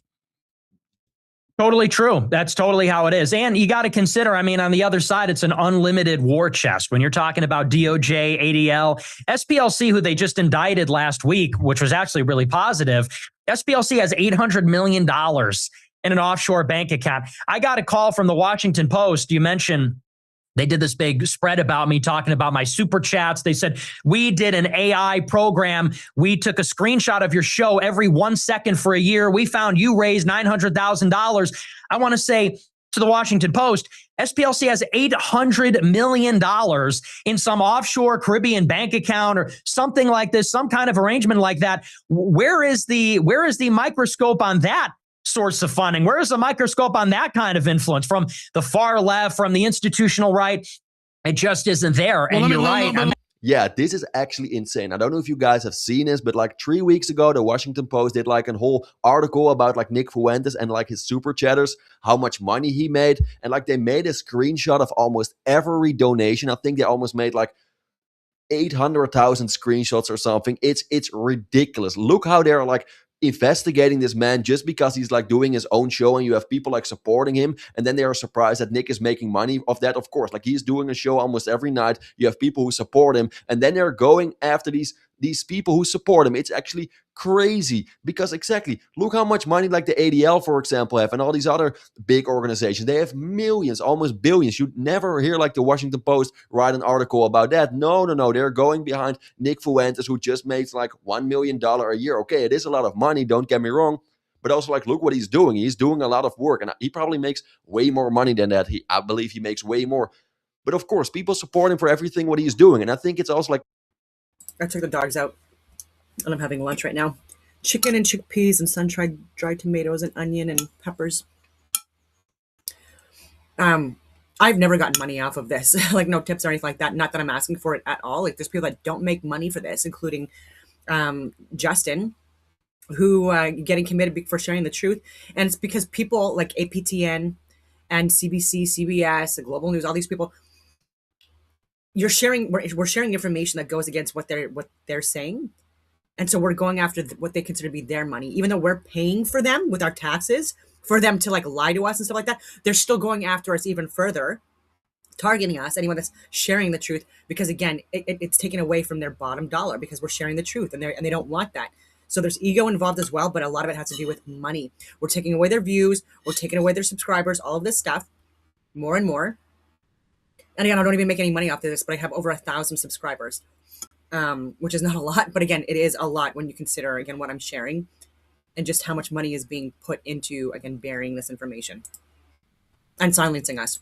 If you like, for example, Alex Jones, if you like Nick Fuentes, make sure to support him. It's very, very important because, yeah, I don't have to repeat what I just said. If they don't have any supporters, they cannot do their work anymore. They don't have like big donors who give them like millions of dollars anyway, like, for example, Barry Weiss. Like, they have to do this because of the donors. They can do this. And of course, they try to silence these people. That's the thing. If they don't agree with because what a surprise that they try to like silence, for example, Candace Owens, that they try to like silence Nick Fuentes, that they try to silence Alex Jones, because they're one of the few people left in this country with like a big audience who is trying to expose what, for example, the Israel lobby is doing, is trying to criticize, for example, what Trump is doing. And then you have many powerful people who rather want these people to be silenced, that no one will listen to them anymore because they fear them. And that says already enough. Let me tell you, Joseph Farah at WorldNet Daily, great guy before he had a stroke, still a great guy.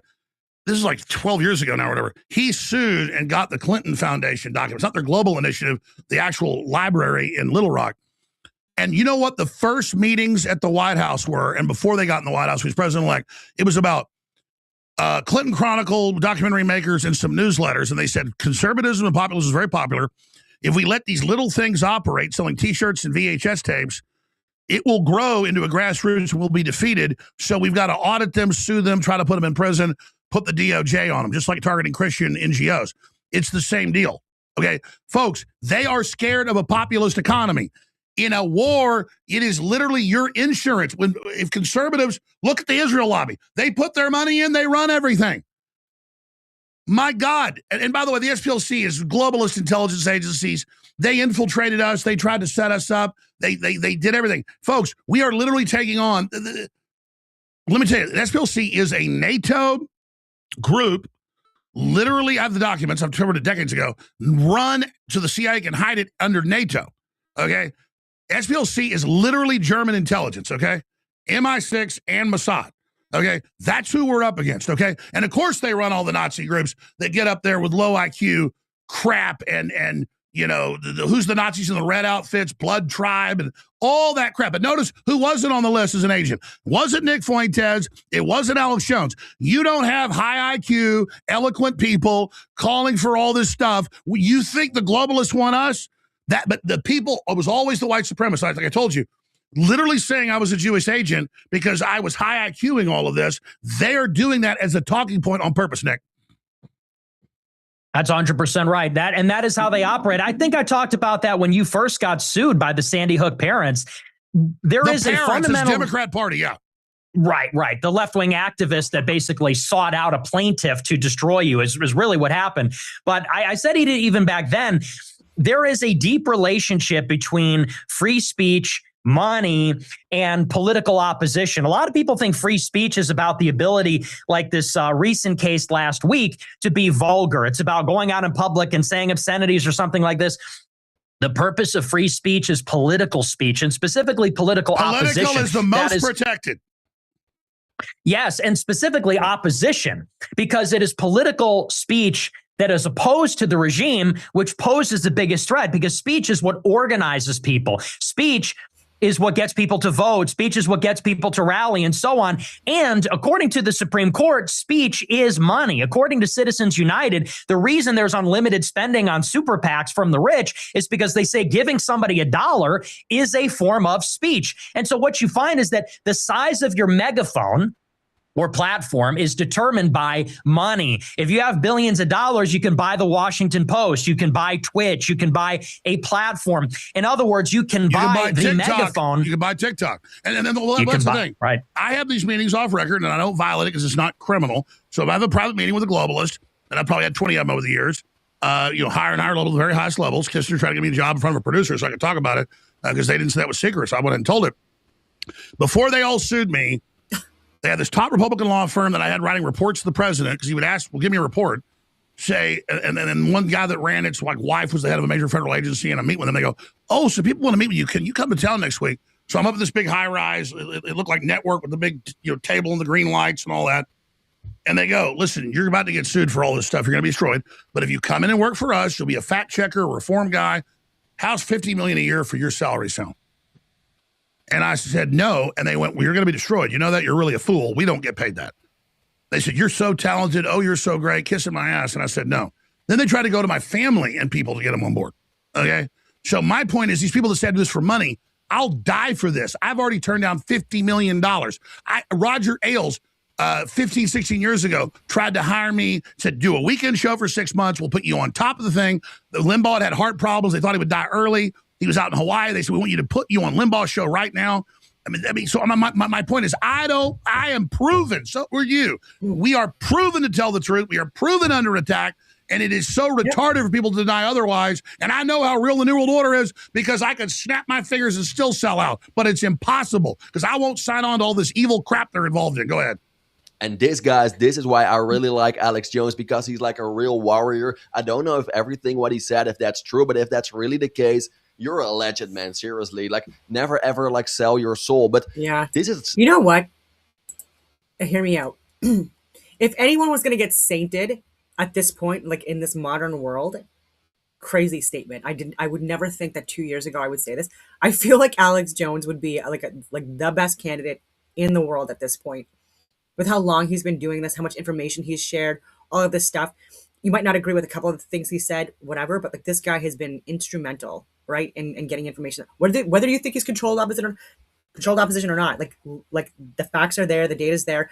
I know people that actually did go in Ottawa during one of these Bilderberg meetings. I've talked about this before, and they were like in the bushes together, Alex Jones and this guy. I won't say his name, but if Alex and I ever talk in person or whatever, I would say the guy's name and be like, yeah, I know all about what you guys did with the Bilderberg people in Ottawa. I can't say the name of the hotel. I've said it before, but again, I don't want to put too much heat on right now. You have to look at my videos and earn it. No. And like looking into like the this hotel that was being used, and seeing some weird shit happening, right? People in outfits, live action role playing, all that stuff, hooded. This is seriously what they are trying to do, right? So First, they like try to buy you. So again, like if you're controlled opposition, you're not doing that stuff, right? He's also gone out of his way, Bohemian Grove, to call that out, and literally call out people on the ground and stuff like that, wild stuff. And so I don't know, you got to give him I'm giving him credit. I got to give him more credit. It's the Sandy Hook stuff as well. I'd be interested to talk to him about like what he's seen, because I've seen a lot of like the footage and stuff like that as well. I've brought on a lawyer on my show who's incredibly brilliant, and a lot of great points made there as well.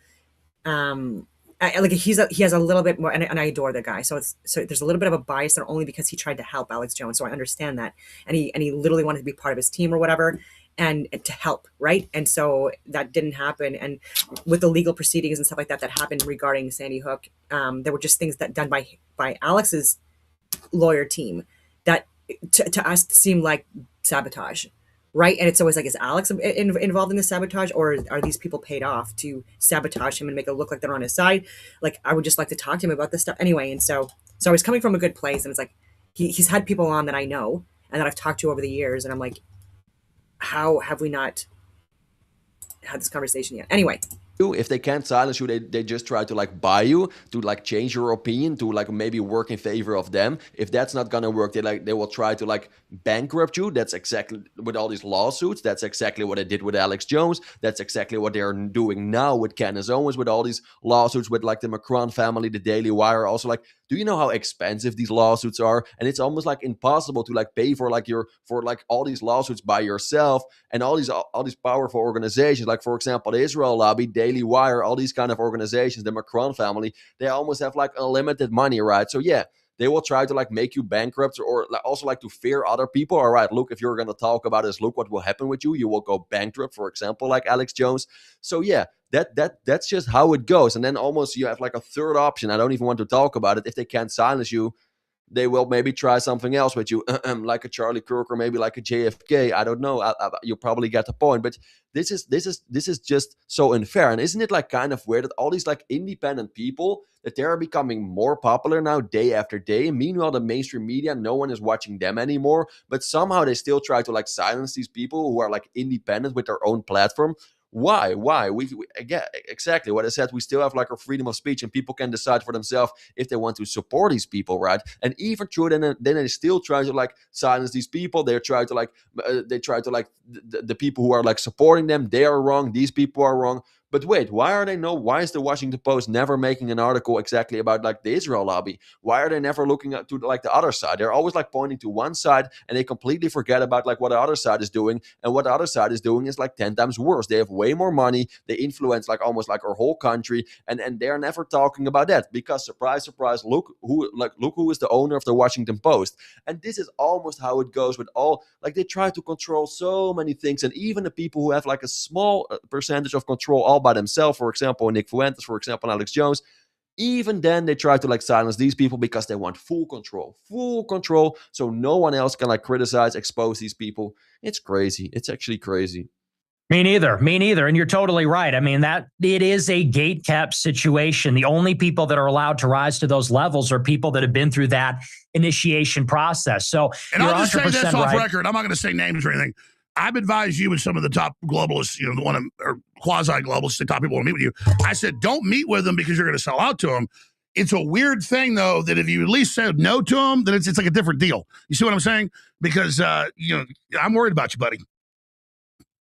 I'm worried about me too, but fortunately I haven't met with anybody, and nobody's tried to bump me off or anything, at least as far as I know, except for what happened a couple of years ago. Meetings, they've sat around talking about whacking you, buddy. Like, that's disgusting. Yeah, yep. Yeah, I assume so. But I put on the we all have to go at some point. So no, I agree. All I'm saying is I want them to know I tell you, these globalists I've known over the years, they now actually went out of it.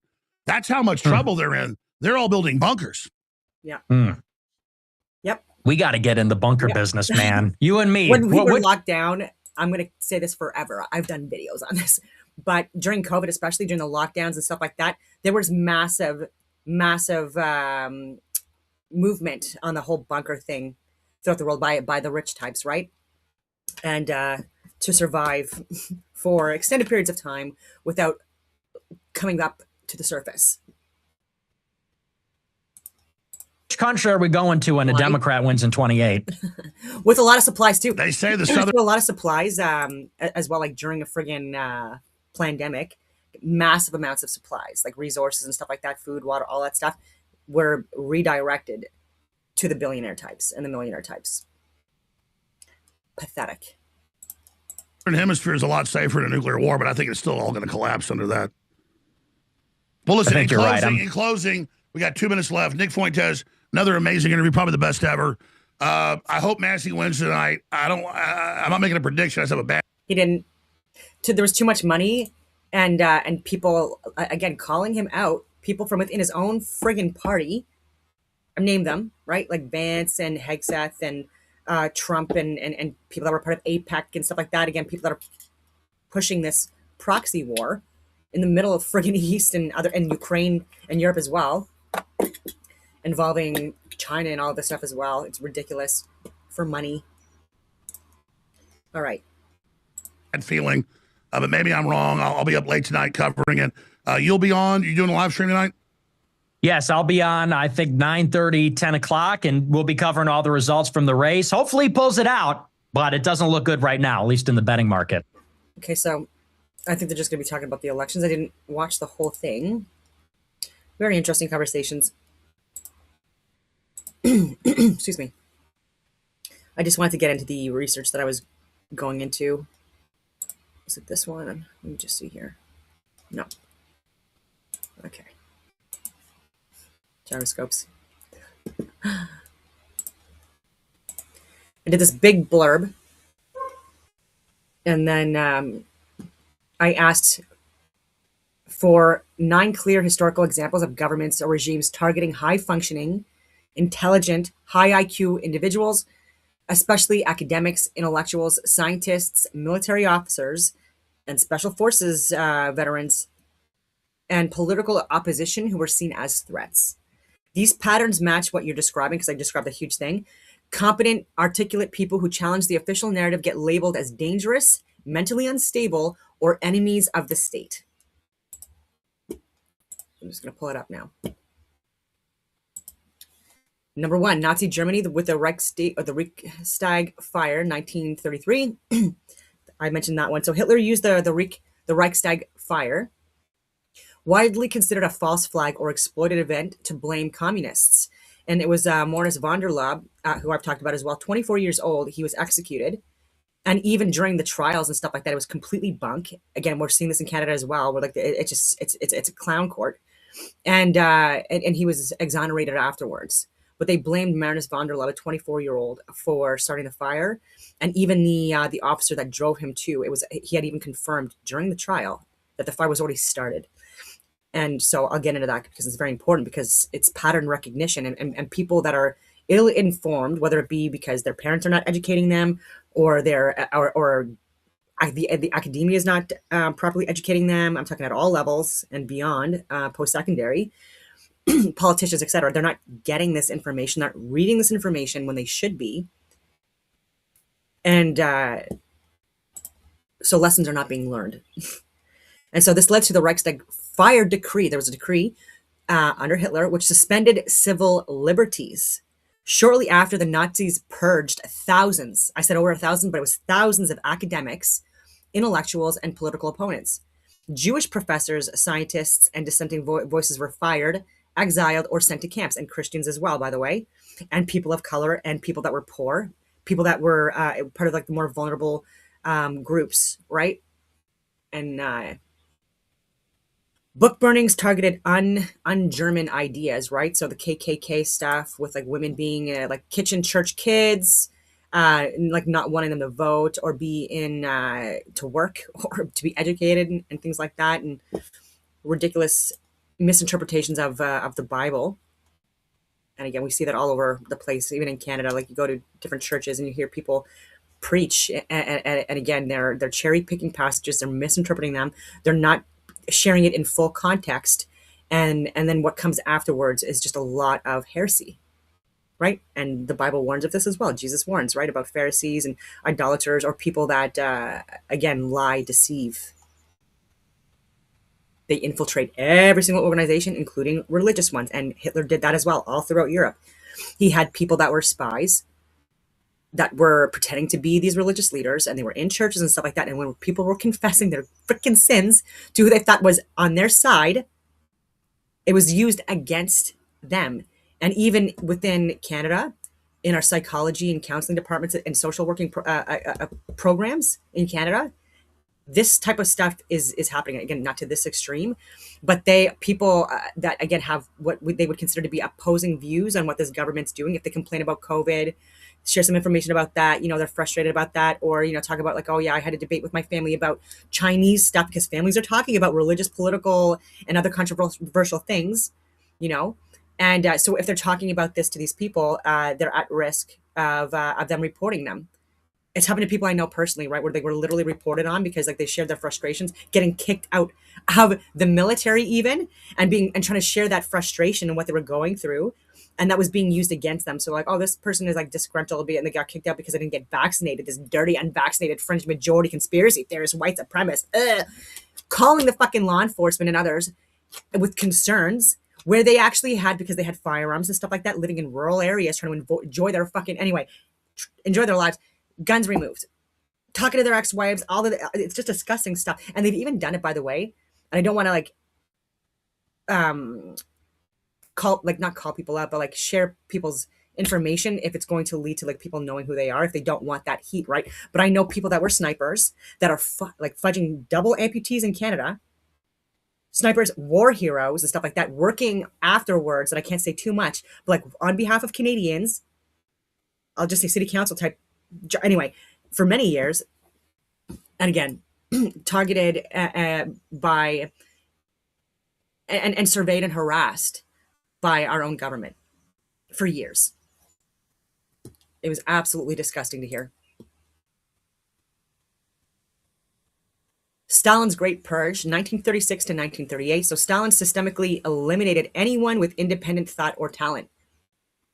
Obviously, he targeted top military officers, most of the Red Army High Command, scientists and engineers, academics and writers, old Bolsheviks who might challenge him. Millions were arrested, tortured, or executed. Competent generals and intellectuals were specifically wiped out because Stalin feared they could organize opposition. Mao's Cultural Revolution, 1966 to 1976, which people are not hearing about when they should be. There's no movies on this, right? Anyway, Mao targeted the educated class as the stinking old ninth. Professors, teachers, scientists, doctors, and intellectuals were publicly humiliated, beaten, imprisoned, or killed by Red Guards. Universities were shut down. Being intelligent and articulate was treated as proof of being counter-revolutionary. And if you're one of these communist types or these ideologues that have never held a real job or have real life experience, you want people to be at your level, right? When you have these overachievers, these competitive spirits, and these people that are gifted in varying different degrees, they don't like that because they can never be like that because, again, some cases too lazy and stuff like that. Anyways. And so they want you at their level, right? They want this all to be equal playing field, right? Despite the fact that equal opportunity does not mean equal outcome. And there's a lot of effort that needs to be put in for success. And I know this personally with things that I got really good at. It wasn't because I was naturally gifted at it at all. I wish. I had to spend literally hundreds, if not thousands of hours training on certain things, even with firearms, before I got, again, to be at a point where I was really good, right? And I still have skill fade now too, right? Because you lose these skills if you don't use them. Anyway, I'm going on all these tangents, but yeah, the ones that are targeted. If you get really high marks and it's like you hurt people's feelings because they didn't study, or they, you know, didn't study enough or whatever, they didn't get good grades, right? Like they don't like that. And when people can't win an argument at the extremes, things like what happened to Charlie Kirk happened, because he was brilliant, he was a genius, he was articulate, he was very peaceful, and didn't agree with him on a few things, but it seems like he was shifting his position. And that's another thing with Turning Point USA that disgusts me, just like Ben Shapiro, when he shared that video, what he called burned babies, you know, that was AI generated dog and a little dog or puppy in a bed. And again, I was one of the first people that shared that. That's exactly what it was. And again, it's not a brag. It's just saying that, like, I've been on top of this and it's just getting worse, right? Where was it going with that? I don't know, but somewhere important. Pol Pot's Khmer Rouge, Cambodia, 1975-1979. One of the most extreme cases, Pol Pot's regime targeted anyone who was educated, people who wore glasses, spoke foreign languages, or had professional degrees. Crazy. People who wore glasses, spoke foreign languages, or had professional degrees. Doctors, teachers, engineers were executed. I told you this. The Khmer Rouge emptied cities and killed roughly 1.5 to 2 million people, a huge percentage of Cambodia's educated class, to create a purely peasant society. Do we not see what's happening in Canada right now? Soviet Union under Lenin and Stalin, the early purges. Before the Great Purge, Lenin's regime targeted bourgeois specialists, educated professionals, scientists, and academics who were seen as ideologically unreliable, even if they were loyal experts. And people within the intelligence communities, senior security analysts, etc., people that have about 20 plus years, like within this industry of assessing this stuff, on the ground experience, all of this stuff, and again, getting purged by the Karens. Anyways, the Pharisees. North Korea, ongoing. The Kim regime has repeatedly purged high-ranking officials, generals, and intellectuals who show too much competence or popularity. Being seen as smarter or more capable than the leader is extremely dangerous. Public executions and labor camps are used to eliminate potential threats. They're calling people that would do well threats. And then we're hiring the Jenny Carignos instead of the J.D. Vances. Anyway, Nazi Germany, Night of the Long Knives, 1934. Hitler eliminated Ernst Röhm and the SA leadership, but also targeted conservative elites, military officers, and intellectuals who opposed his growing power. Turkish purge after 2016 coup attempt. And by the way, that also happened in Ukraine. It's not mentioned here, but 2014 onward. A purge. And a staged and planned coup in order to take that away from people. And look what's going on now. And does Chrystia Freeland or Justin Trudeau or Melanie Joly or Stephen Guilbeault or Bill Blair or Marco Menucci, do any of these clowns know any of this stuff? No, they do not. After a failed coup, Erdogan purged over 100,000 people, including thousands of academics and university deans. Many high IQ, high-functioning professionals were fired, jailed, or had their passports revoked simply for being suspected of opposition. Simply for being suspected of opposition. So if you were Pierre Poilievre, you'd be in jail. Best case scenario. Disgusting how we're at that level right now. Cuban Revolution under Fidel Castro. After taking power, Castro targeted professionals, academics, and independent thinkers. Many doctors, professors, and intellectuals were imprisoned or forced into exile. The regime specifically went after those who would articulate criticism who could articulate criticism effectively. So a lot of people that were middle to middle upper class in Canada, that with their families have been here for generations, that helped build this country into what it is now, with all the academic innovations and technological advancements and scientific advancements and everything that we have done, again, under the umbrella of Christianity, by the way, codified into our laws, creating our constitution and our charter of rights and freedoms, completely being shit on by people that couldn't even tell you, again, even one part of our charter or constitution, that are literally in cabinet right now. It's frustrating. Argentina's dirty war, 1976, 1983. The military junta targeted journalists, academics, students, and psychologists, anyone who could organize or spread dissenting ideas. Thousands of disappeared people were educated, articulate members of society. This still happens in China. This still happens in freaking everywhere, right? And the West was holding the line for a little while and had it under control, but not anymore. Oh my God. Anyway, pattern summary.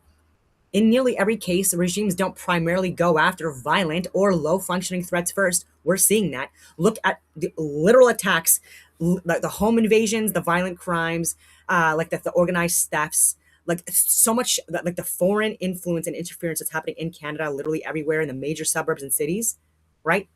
It's not, that is not being fixed. In fact, they're coming up with these new teams and these new committees and all of this these task forces, but they're targeting hate crime, online crimes, what they're thinking are offensive to people, words, again, just people sharing the truth. And those are the people that are the biggest threats, right? And again, people that were veterans, I said number one on the domestic threat list, the terrorist list, which is fucking disgusting to me, by the RCMP and CSIS and stuff like that. Number one on the list were veterans. And especially if you had like special forces background, etc., you were seen as a domestic terrorist threat, the biggest one. And being a radical, especially if you had conservative views, like if you voted conservative or PPC, on a list, person of interest. If you were questioning what Justin Trudeau was doing with all the corruption and crime and stuff like that, because you were literally in the industry and field, deployed and all of this stuff, and you are sharing proof and actual facts to people, that's making you a target. Okay. All right. I'm rambling. Clearly. Helen Grew, so many other. Anyway, so pattern summary. In nearly every case, regimes don't primarily go after violent or low-functioning threats first. So even with the trans shooter, he was known to the community. He was known to law enforcement. He was known to the medical community and the psychological communities, etc. He posted videos. We've shared them. Crazy videos, clearly unhinged and deranged, making threats, all of these things. How is it that he was not committed? I've even said that. They had all the markers, the red flags, including his AI searches and things like that. Not committed. And you're going after someone that has a high IQ, a little like biomedical degree and stuff like that. Again, I looked at some of his work on like the brain and consciousness and stuff like that. He's very smart, talking about space and time and things like that, connecting it to our brains. Interesting. So I don't agree with some things he's sharing. He's young, a brilliant person, and because he's literally just talking about Chinese interference within Canada, which is a fact, we've got these low IQ communist types. Again, you got to shut that down. I'm not smart enough to understand. Well, then get away. You're not helping.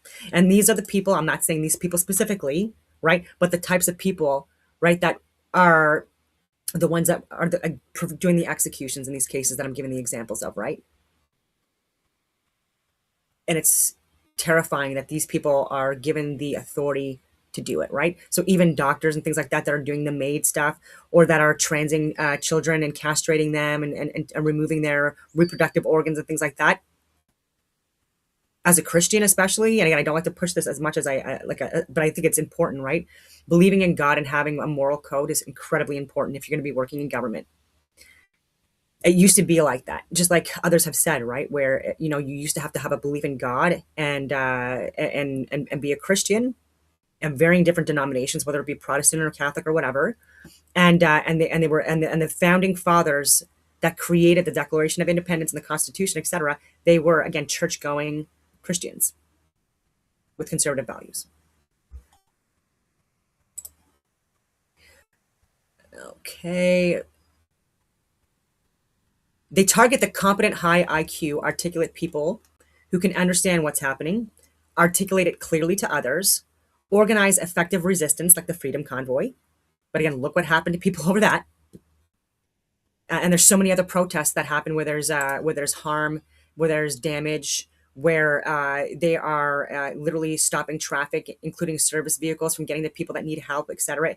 Damaging of education systems, our churches, defacing our churches, burning them down, all of this stuff. Nothing is happening. It's been years I've been saying this. Like, what are we doing as a society now? We're over 100 Christian churches now, again, over lies as well. Anyway. They understand. Okay, so this matches exactly what you are seeing with high-functioning individuals being labeled as mentally ill or dangerous for sharing data that contradicts government policy. And then I just talked about more things. I'm just going to scroll through this. Okay, so I wanted Canadian examples. Fuck this. My mouse. I need to fix my mouse. Okay. I can give way more examples, but these are examples that I can give because they've been published. I can give you hundreds of examples of people that I know or that I've communicated with over the years, people that were of service and or still serving, that had their licenses revoked, that they were, it's just so much stuff, suspended, charged, kicked out, harassed, tortured. So Tamara Leach, Freedom Convoy organizer, a key organizer of the 2022 trucker convoy protest mandates. And by the way, Pat King as well should be absolutely on this list, but he didn't make it, but he should have. So she was arrested, held in jail for weeks, faced multiple serious charges for years, some later dropped, and was convicted of mischief, the longest mischief trial in Canadian history. Prosecutors originally asked for years in prison. It was like 8 years they were asking for, or 7. And she's been under intense surveillance and legal pressure for years. Financial as well. Helen Gruce, Ottawa police detective, a decorated detective in the sexual assault and child abuse unit. She began looking into a possible link between COVID vaccines and a spike in infant deaths in her files. She was charged with discreditable conduct, disgusting, found guilty, and faced disciplinary action simply for asking questions and accessing files in her own unit. That was standard. And because she was a senior and she was using it to assist with investigations, really important ones, and with junior staff, and again, people that are coming in, woke DEI hires with like lower standards and stuff like that, you give them what they consider to be criticism when people are trying to help. Again, this is also not useful, right? And so it brings me back to my days in battalion where there were people that thought that they knew better than everyone. You would not make it out alive, right? Like you would not be a good officer. They wouldn't accept you. And there were incredible men that were in my battalion that had a lot of experience and they could offer a lot of help. Right. And so I utilized those assets. Right. And I learned a lot. Right. Just by asking questions. And if I messed up by like people like, like whatever, it was not pretty how people sometimes talk in the infantry. And I didn't care. Right.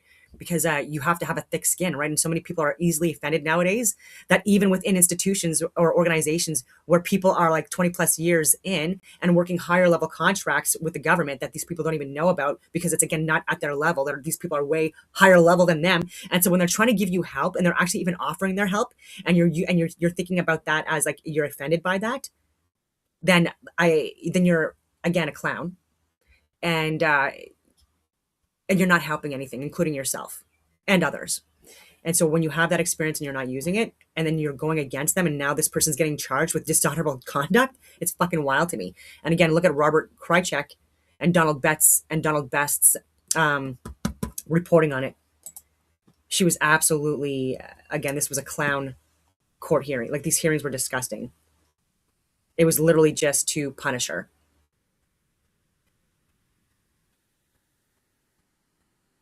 Yeah.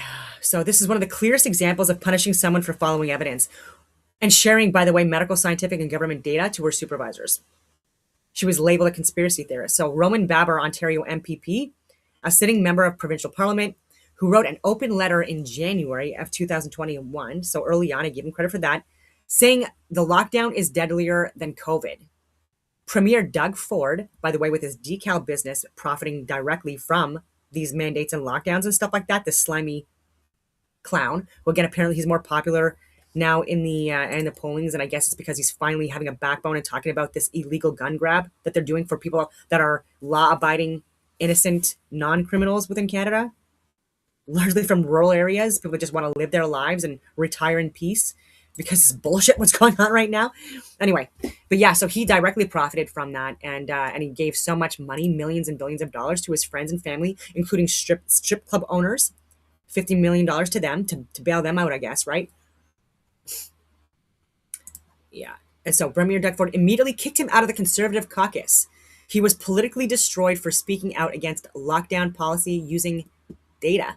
So Doug being again, what we call a rhino, he's a conservative in name only and a grifter who's made a lot of money off of COVID and beyond and with these wars going on, absolutely.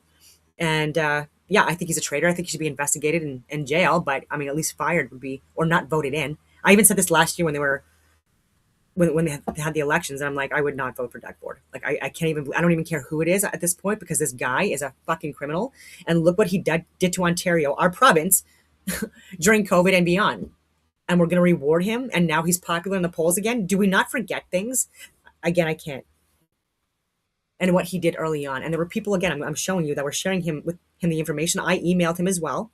He has a government publicly accessible email address, and I called his staff as well. And again, hung up on, laughed at, ignored, etc. But who am I? And he also cheated on his wife, allegedly with a staffer. And so did other people.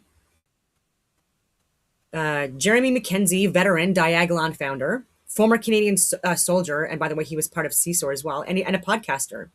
He was heavily targeted with multiple charges across provinces, arrests, weapons charges, and harassment accusations after speaking out against COVID policies and government overreach. Many charges were later stayed or dismissed, but again, he went to jail. He was in solitary confinement. He was literally tortured. He was a fucking veteran, right? High-level human being. And again, for years, he was surveyed. He was tapped, making it blatantly clear that they were like monitoring him. And this again for a veteran as well. People are trained to see this, like it's organizational betrayal. And they're like, I'm trying to help you and give you this information, and this is why I'm also continuing to share this because I hope at some point you actually listen to it instead of just trying to find something in here to use against me or to make me go fucking crazy and snap. Right? That'd be nice if you stopped doing that stuff. Because again, like he just his qualifications and certifications alone are well beyond and I'm saying this respectfully, but a basic security guard or security professional has, or law enforcement, right? Unless you get into the higher level TAC teams and ERT and these more advanced courses or training rather, then you're not at the level of someone that was, a veteran, especially if they were combat arms or if they were in the special forces. And if they still have a security clearance, like I still have my top secret security clearance, and you were illegally surveying me, people that don't even have a security clearance, these types, you are, this is a crime. This is literally a crime. And these people need to be in jail. And if I was doxxed, and again, I've given this information to law enforcement to investigate, Autumn Rain, if this person was a man who was a plant, who doxed my address, working with government or got it from government, because how did he get it? Then he should be in jail. Or at least fired. And whoever assisted with that. Military officers and veterans, including myself, so serving officers and veterans who questioned vaccine mandates, lab leak theory, or lockdown effectiveness faced career damage, investigations, wiretapping concerns, and social professional retaliation. Some were investigated simply for private conversations or social media posts. The military even reprimanded soldiers who raised concerns about being ordered to monitor Canadians' online activity. So when I was talking about overreach and stuff like that even unfortunately the military was doing, got to call that stuff out if you know them or not, if you admired them or not, if they were legends within your regiment or not. It breaks your fucking heart, and there's going to be a backlash on it, and there certainly was towards me for the people that I was calling out, and terrifying stuff. But who else is going to do it? Yeah. Doctors. Doctors and scientists, broader pattern. So numerous Canadian doctors and researchers who raised concerns about vaccine efficacy, adverse event, or lockdown harms were censored, threatened with license revocation, or publicly attacked by regulatory colleges and state-funded media. This matches the international pattern of targeting high-competence voices in medicine and science. Coots 3, Coots protest leaders, it was Coots 4 actually, but anyway, the border blockade in Alberta saw several participants, some with military or high-functioning backgrounds, face extremely heavy charges, including conspiracy to commit murder. Some spent long periods in pre-trial detention. Critics argue the charges were disproportionately severe compared to the actual events. And again, honeypots being used by RCMP, again, low-level training, all of this stuff, and eliciting emotional responses, taking things out of context and outright lying. They should have, again, their licenses revoked or fired, terminated, right? You got people in jail, people that were even veterans. Like, this is blue on blue. And it's the low level blue on blue that are going after the higher level blue on blue that are actually doing fucking things for Canada and on behalf of Canadians, and not a fucking stupid loser asshole. I'm sorry, I shouldn't do that. Unnecessary. This is probably also why I don't get platformed a lot. And I was warning people as well in Ottawa and other areas. I was like, arguments on Signal and Telegram, stuff like that. Like, it's like, no matter what you do or say, or you think you're helping, like, you're still going to get fucked over in the end, because they're still lying and escalating things and trying to do things to make you react. Parallels to historical patterns, if it will let me.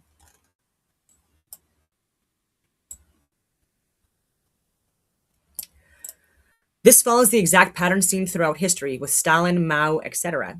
Regimes don't primarily go after low-functioning, violent people first, or low IQ people first. They target the competent, articulate, high IQ individuals, right? So even when we're seeing people that are even in subways, train stations, within homeless encampment areas and stuff like that, there are absolutely crimes being committed, openly using drugs and having sex and doing multiple things that they should not be doing. Again, and this is based on the libtard policies, including economic policies over the last 10 years. We have more and more homeless people, etc. And again, with like this, like these safe supply sites and stuff like that as well, it has caused so much crime. And the people that are voting on this stuff are getting not only money off of this, and they have like these nice little positions in cabinet and parliament. Oh, look at me, I'm like elected. Fucking REITs. Anyway, can't say that word.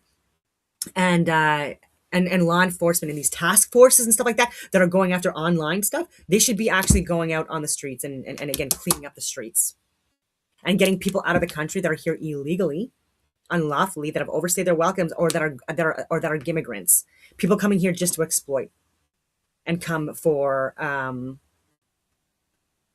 immoral and unethical reasons, for exploitation, stuff like that, and then seeking asylum and refugee status, etc. Again, it's taking money away from Canadians, and we cannot afford it, right? We need to help the people that need to be helped first, and not people that are exploiting our resources and our charity and our good nature. People that are not coming from war-torn countries. Okay, so understand that data. We understand the data and policies. We can explain it clearly to others. We can organize resistance, like the Freedom Convoy. Maintain credibility because of our backgrounds, veterans, scientists, doctors, etc. So the use of mental health labels like harmful misinformation, accusations, surveillance, lawfare, long legal battles, that's a big one here, and low-level bureaucrats, low IQ, or activists being empowered and hired as part of cabinet to target high-functioning people as a classic authoritarian tactic.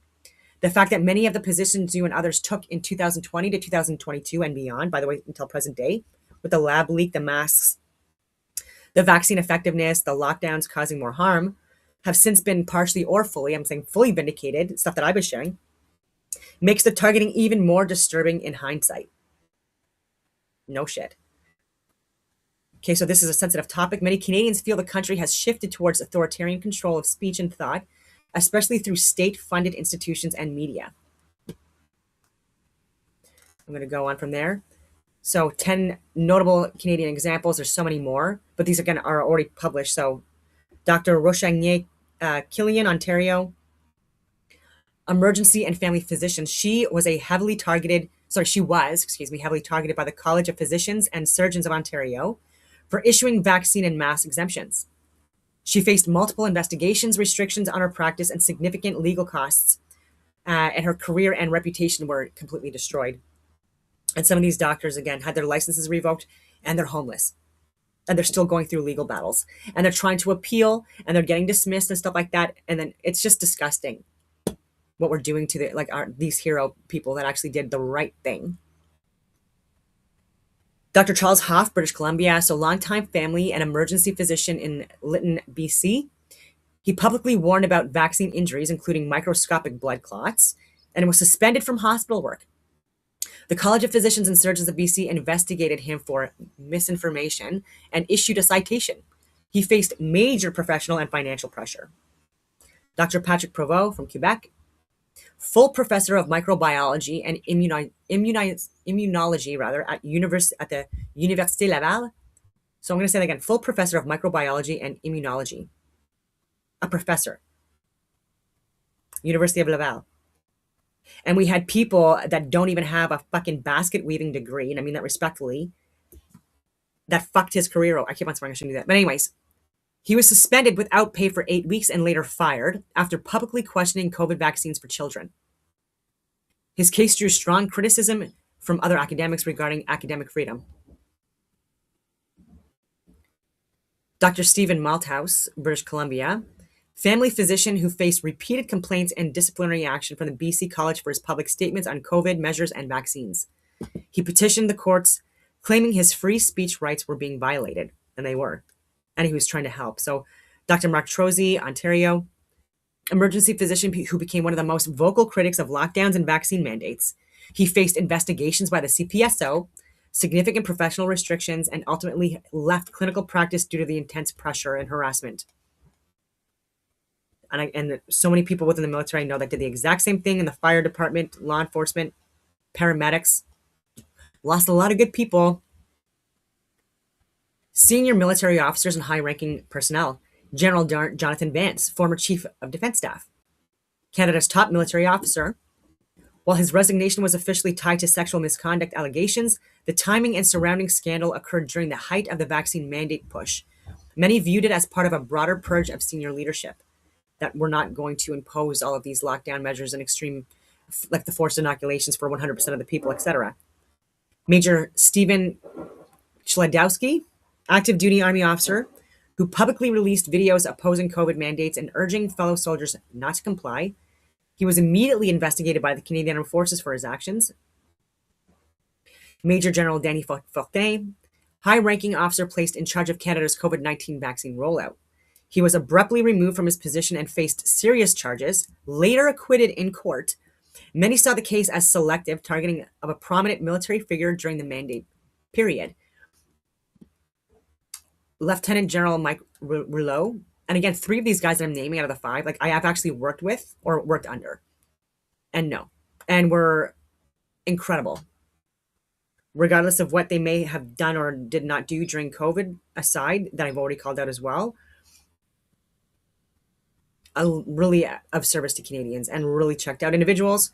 So resigned after being, so this is Lieutenant General Mike Rouleau, Vice Chief of Defense Staff at the time, resigned after being caught golfing with General Vance during the misconduct investigation.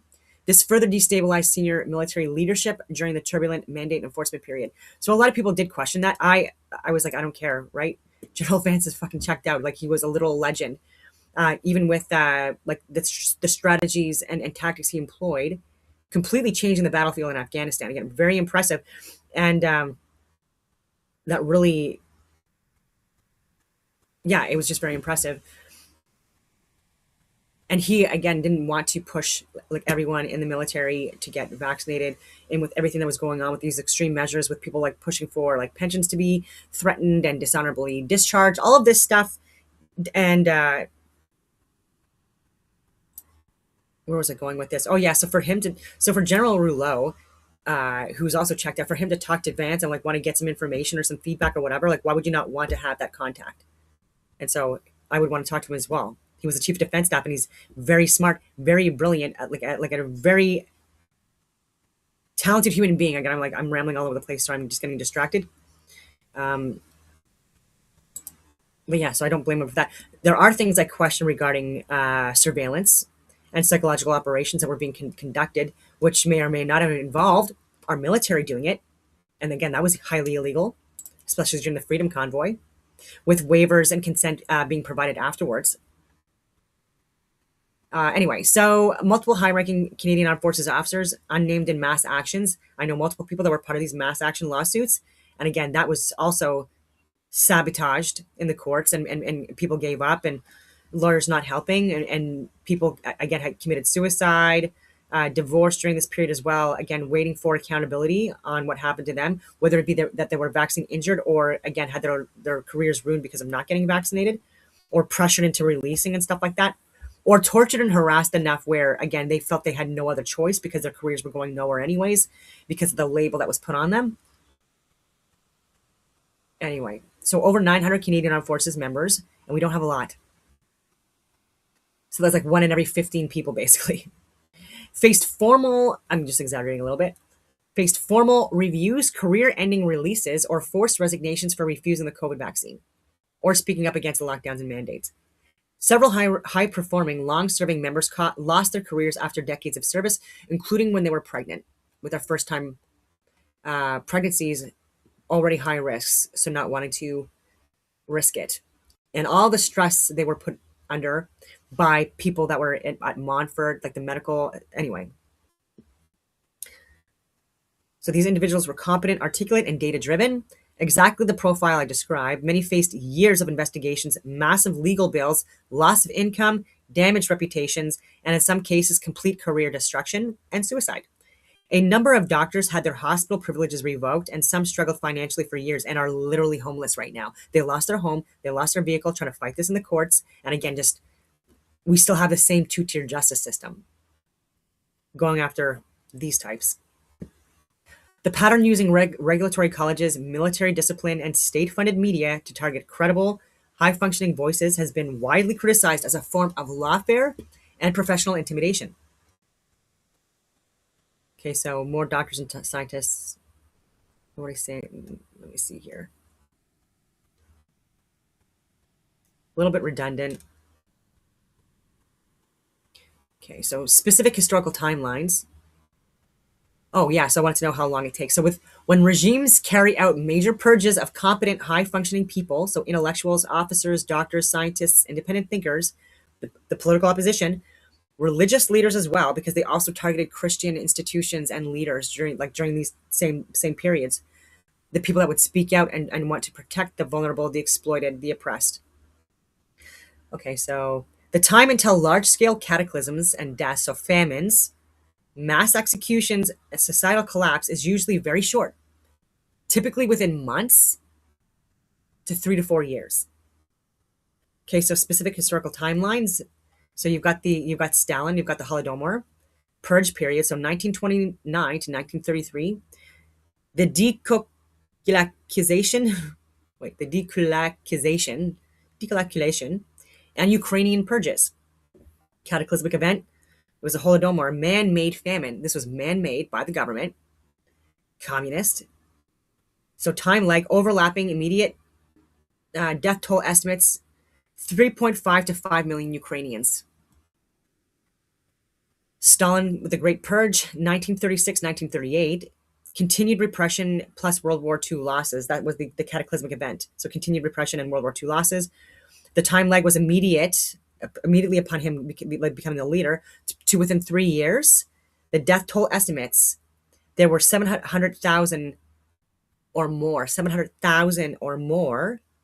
people executed. Again, who was executing them? The people that wanted to shut these people up and get them not to, anyway, and millions more. You've got Mao with the Great Leap Forward, 1957, 1958, anti-rightist purge. Sound familiar? You've got the cataclysmic event that happened was the Great Chinese Famine. Because when you go after the right or the conservative, like I said, largely they have been the people that have been the more like blue collar workers, middle class work, like people bringing in money. Anyway, but owning properties and land and things like that. Anyway, so Great Chinese Famine. Within 1 to 2 years, ladies and gentlemen, within 1 to 2 years, the death toll estimate, and again, this is probably under reporting it, is between 30 to 45 million deaths by the extreme radical left, communist socialist type. So yeah, so Mao Great Leap Forward, 1957, 1958, anti-rightist purge. I don't know why they call it that. Anyway, so Mao Cultural Revolution. You got the cultural revolution, just like we have here, right? DEI, woke, like ESG stuff. Jenny Carignan, like a position, like a cultural shift and change within the Canadian Armed Forces. Here you go. That's how you do it. It's packaged in a pretty little bow with someone that you don't want to question because I'm a woman. But again, there are great women leaders out there. Trust me, military strategists and advisors, and multiple different first responder types, and even within the Christian Bible. And I've talked about them, women as well. There's good ones, but again, they're not putting these people within the appropriate positions. Again, I'm rambling. I'm so sorry. So anyways, now Cultural Revolution, 1966, 1976, mass violence and chaos immediately. And again, also targeting religious institutions and leaders, as well as people that own any type of property, whether they be farmers or whatever. So immediate and ongoing. And death toll estimates 1 to 2 million violent deaths. You got Pol Pot, Khmer Rouge. Again, this is just a breakdown of what I was saying before, but 1975, upon taking power, that's a time period. The cataclysmic event was the Cambodian genocide. How long after leadership? So immediate, within months. 1.5 to 2 million people, 25% of the population were murdered or died.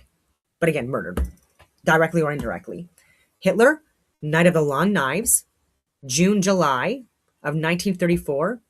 And that was the path to World War II and the Holocaust, right? Getting rid of the dissent. 5 years, it took like 5 years to major war, tens of millions. All over the world, shit was happening, including the Middle East and Africa during this time, but again, a lot in Europe and impacting the West. So key patterns: in the worst cases, the Holodomor, the Great Leap Forward, the Khmer Rouge, mass death began within months to 2 years after the purge of competent people.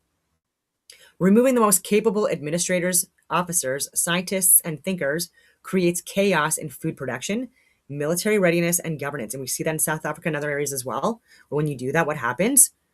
When when the hand that's feeding you, you murder. Anyway, which quickly leads to famine, mass killings, or societal breakdown.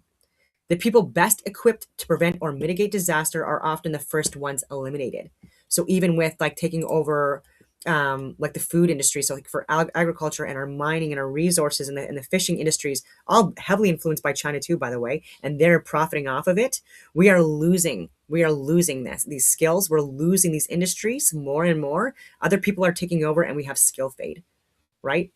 So a lot of people are losing the experiences and the knowledge and the wisdom of our ancestors, who were, again, part of these industries, and again have been replaced by people, and it's going to be short term, obviously, and unsustainable, and not done as well because they're not caring about this land, right? When you care about this land and you live in this land, you care more about what happens in it, right? So if there's industries that are poisoning or wasting our resources like our water, right, then people are going to care about that because we live in these areas. If you're coming in from another area and you don't give a shit and you don't believe in God, and you're a deviant and anyways, then you're not going to care. I'm rambling. So yes, removing the most capable administrators, officers, scientists, and thinkers creates chaos in food production, military readiness, what we've already seen, it's already happened, and governance, which quickly leads to famine, mass killings, or societal breakdown. The people best equipped to prevent or mitigate disaster are often the first ones eliminated. Bottom line, history shows that once a regime starts systemically purging its highest functioning, most competent citizens or people in government, right, like forced resignations and stuff like that as well, which we saw, the window before major catastrophe is short, usually less than 3 years and sometimes just months. This is why many people find the current pattern in Canada and elsewhere so concerning. When society started attacking their best and brightest for dissent, the historical precedence is not reassuring. And then I actually, like, it was an auto recording anyways. Yeah, and I can get into attacking the families, attacking the landowners, hardworking people who had these farms in this land for years, generations. We saw that in Ireland, we saw that in Scotland, we saw that in France, people coming to Canada for a better life. And again, it's starting to happen here as well. So here's some examples. I've been talking for a long time, and I do have a lot of stuff to do. I was going to go to the gym today, but I don't know if I will or not, because I have a basement gym, and I had a really good workout in it yesterday, blasting the music, and I like the music that I play, so I get to choose it. And I also got to walk the dog. So anyway, so on that note, I will leave it at that. And I hope that everyone has a